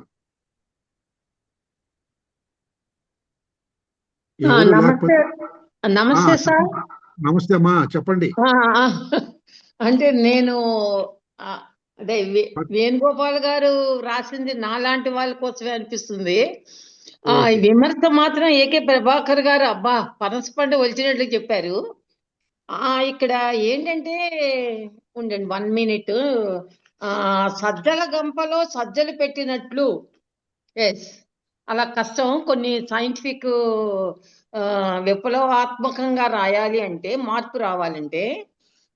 తర్వాత ఏంటంటే ఉండండి 1 మినిట్, నేను ఆయన చెప్పినవే చెప్తాను. జానకి విముక్తి చదివాను కానీ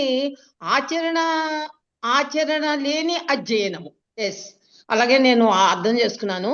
కత్తి సుత్తి ఎరుపు రంగు, కత్తి సుత్తి ఎరుపు రంగు, అవేను ముగ్గులుగా వేయడం, మంగళసూత్రాల్లో వస్తువులుగా తయారు చేసుకుని వేసుకోవడం. అనువర్తిత సాహిత్యము లేనే లేదు అన్నట్లుగా. ఓకే, నెక్స్ట్ ఇంకొకటి ఏంటంటే నేను కొద్దిగా గబగబా చెప్తున్నాను. శిల్పము వస్తువును మృంగివేయగలదు. ఎస్, మింగివేస్తుంది. చాలా మంది క్రిటిసైజ్ చేస్తారు. అది లాస్ట్ అండ్ ఫైనల్ గా నేను చెప్పవలసింది ఏమిటంటే, ఒక దృక్పథం అనేది చాలా స్పష్టంగా, చాలా కఠినంగా చుట్టూ ఉన్న ప్రాపంచిక, మీరు అన్నారు ఇప్పుడే, ప్రాపంచిక పరిస్థితులను మార్చాలి అంటే, మానవీయంగా మార్చాలంటే కొందరు దృక్పథానికే ఎడిక్ట్ అయిపోతారేమో. వీళ్ళిద్దరు, ఆయన రాయటం, ఈయన విశ్లేషించటం, రియలీ రియలీ హ్యాట్స్ ఆఫ్ అండి. చాలా విషయాలు తెలుసుకున్నాం. సరే అమ్మా, ధన్యవాదాలమ్మా. ఇంకెవరు ఉన్నారా? కృష్ణాబాయి మేడం గారు ఏమైనా చెప్తారా? కృష్ణాబాయి గారు వచ్చారెడ్డి? ఉన్నారమ్మా, ఉన్నారు. అమ్మో అమ్మో, నేను సుమతి అని చెప్పండి. సుమతి గారు. అయ్యో, కృష్ణాబాయి గారు మా Srikakulam fire brand okay okay, తమాషకు అంటున్నారమ్మా. ఫైర్ బ్రాండ్ అనే మాట మనకు పనికిరాదు.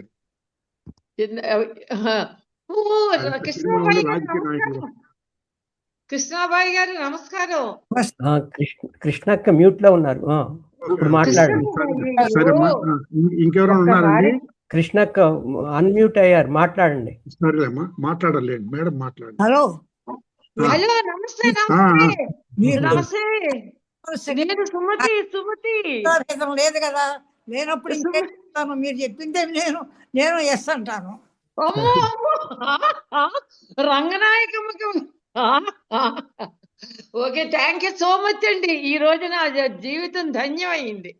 సరే అమ్మా, మిమ్మల్ని చూశాను. Okay, thank you. జయదేవ్ గారు, మీకు బాగా రాత్రి అయిపోయింది, అర్ధరాత్రి అయిపోయిందా? అవునండి, 12:30 అయింది. చాలా మంచి ప్రసంగం చేశారు ప్రభాకర్ గారు. ఎంజాయ్డ్. తర్వాత అంటే ఆయన రాసినవి ఒరిజినల్ PDF దొరికితే చదివినప్పుడు ఇంకో దాని మీద ఒక పూర్తి అవగాహన వస్తుంది. కానీ మీ ప్రసంగం చాలా మటుకు కవర్ అయినట్టు అనిపించింది. మంచిగా, చాలా బాగుందండి. Thank you.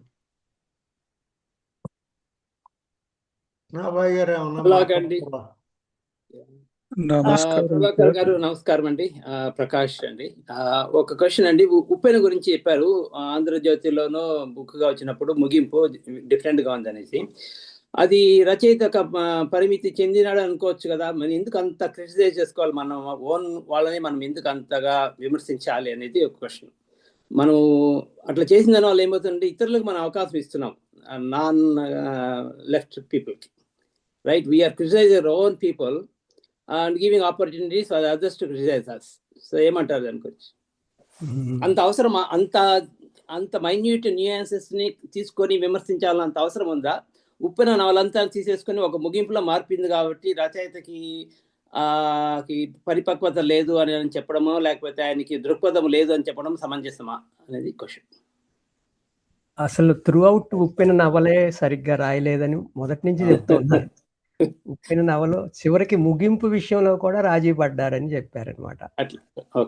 అంటే అది తెలియక చేసింది కాదు, లేకపోతే సీరియలైజ్ చేసినప్పటి నుంచి పుస్తకంగా వేసే నాటికి వచ్చిన పరిణతి అనుకోవటానికి కూడా లేదు. అది ముగింపు సాయుధ పోరాట విరమణ జరిగింది, 51లో జరిగింది, లేదా 48లో నిజాముని గద్దె దించడం ద్వారా అయిపోతుంది. అంటే రెండు రకాలైనటువంటి కాన్సెప్ట్స్ ఉన్నాయి అక్కడ. 48 సెప్టెంబర్ నాటికి నిజాం గద్దె దిగటంతో తెలంగాణ విమోచన జరిగిపోయిందని ఒక కాన్సెప్టు. 48 తర్వాత మరొక 3 సంవత్సరాలు గెరిల్లా యుద్ధ పోరాటంలో ఉండి కొనసాగించారని ఇంకొక ఇది. ఆ తర్వాత ఆ కొనసాగింపే విప్లవోద్యమంలోకి, నక్సల్బరీ ఉద్యమంలోకి కొనసాగించిందని చెప్పేసి ఈ 3 అంశాలు ఉండగా సీరియలైజ్ చేసినప్పుడు ఒక మాట చెప్పి తర్వాత పుస్తకంగా ప్రచురించినప్పుడు ఇంకొక ఎండింగ్ అనేటువంటిది పూర్తిగా తన ఆలోచనకు విరుద్ధమైనటువంటి ఆలోచనలకు వెళ్ళటం, పరిణతిగా కనిపించలేదు అది.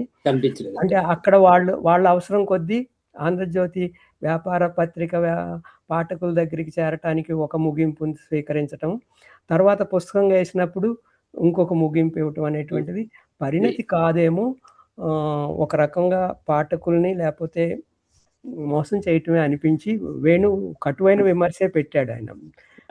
విమర్శ పెట్టాడు. కటువుగా ఉంటాడు ఆయన, కటువుగా ఉంటాడు. కటువుగా ఉన్న తర్వాత ఇంత కటువుగా ఉండకుండా ఉండాల్సిందేమో అని చెప్పేసి కూడా అంటాడు. అది వేణు తత్వం. అలా అని చెప్పేసి ఆ విమర్శలో ఉన్నటువంటి పాయింట్ని మనం తిరస్కరించలేమన్నమాట. ఎందుకు చిన్న విషయాల గురించి ఇప్పుడు చిరస్మరణ నిరంజన్ రాసినటువంటి చిరస్మరణ ట్రాన్స్లేషన్లో చెప్తూ అద్భుతమైనటువంటి ట్రాన్స్లేషన్, చాలా బాగుందని చెప్తూ చిన్న చిన్న అంశాలు చూసుకోవచ్చు కదా అంటాడు వేణు. ఏంటది? నా హృదయము తేలికయింది అంటానికి బదులు ఆయన నా హృదయము చులకనయింది అంటాడనమాట. చులకన అవటం పదం సరైంది కాదు, అంటే అనువాదానికి సంబంధించిన విషయాలు. అలాగే హోవర్డ్ పాస్ట్ రాసినటువంటి స్పార్టకస్ నవల మీద విమర్శ పెడుతూ చిన్న చిన్న అంశాలు, వాక్యాలు మొదటి ముద్రణలో ఒకలా ఉన్నాయి, రెండో ముద్రణకు వచ్చేసరికి వాక్యంలో మార్పు వచ్చింది. స్పెల్లింగ్ మిస్టేక్స్ కూడా పాయింట్అవుట్ చేస్తాడనమాట. ప్రచురణకర్తలు తీసుకోవాల్సిన జాగ్రత్తలు. అంటే వేణు విమర్శ చాలా నిశితంగా ఉంటుంది, అతని పరిశీలన కూడా అంతే నిశితంగా ఉంటుంది. తన పరిశీలనలోకి వచ్చినటువంటి గుణదోషాలను రెండింటినీ అతను ఎక్కడా విస్మరించడు.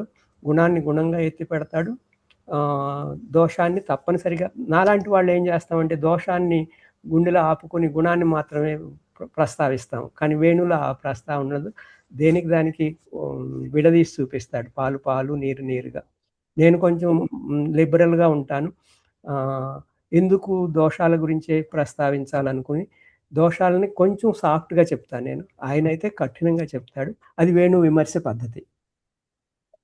అందుకే ఇందాక రాచపాలెం కూడా వేణు విమర్శని త్రిపురనేని మధుసూదన్ రావు గారి విమర్శతోటి పోల్చారు. వీళ్ళిద్దరూ. ఇంకా చెప్పాలంటే ఇంకొక ఆయన ఉన్నాడు, ఇంకా ముందు రాచపాలెం, సారీ రారా గారు ఉన్నారు, ఆయన గురించి మాట్లాడుకుంటే ఇంకా వస్తాయి అన్నమాట. అంటే ఇదొక స్కూల్ ఉంది, విమర్శ ఖడ్గ ప్రఘాతంలా ఉండేటువంటి విమర్శ. అది రాచపాలెం గారికి చేత కాదు, నాకు చేత కాదు, అంత కత్తి వేటు కొట్టినట్లు. మంచి ప్రసంగం అండి. సార్ నమస్కారం సార్. చెప్పండి, ఎవరు? నా పేరు డి ప్రకాష్, నేను కరీంనగర్ నుంచి మాట్లాడుతున్నా సార్. మిగతా పుస్తకాల గురించి కూడా ఇలాంటి ప్రసంగాలు చేయాలని నిర్వాహకులకి మనవి సార్. ఎక్సలెంట్గా ఉంది ప్రసంగం.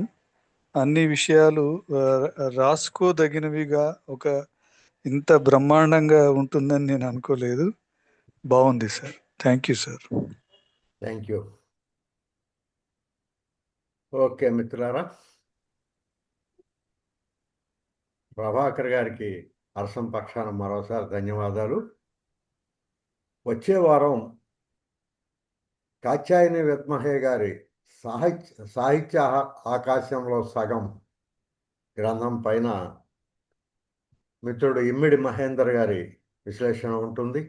దానికి కూడా విచ్చేసి జయప్రదం చేయాలని కోరుకుంటూ మీ అందరికీ మరోసారి ధన్యవాదాలు. వచ్చే వారం కలుసుకుందాం. సెలవు. నమస్తే.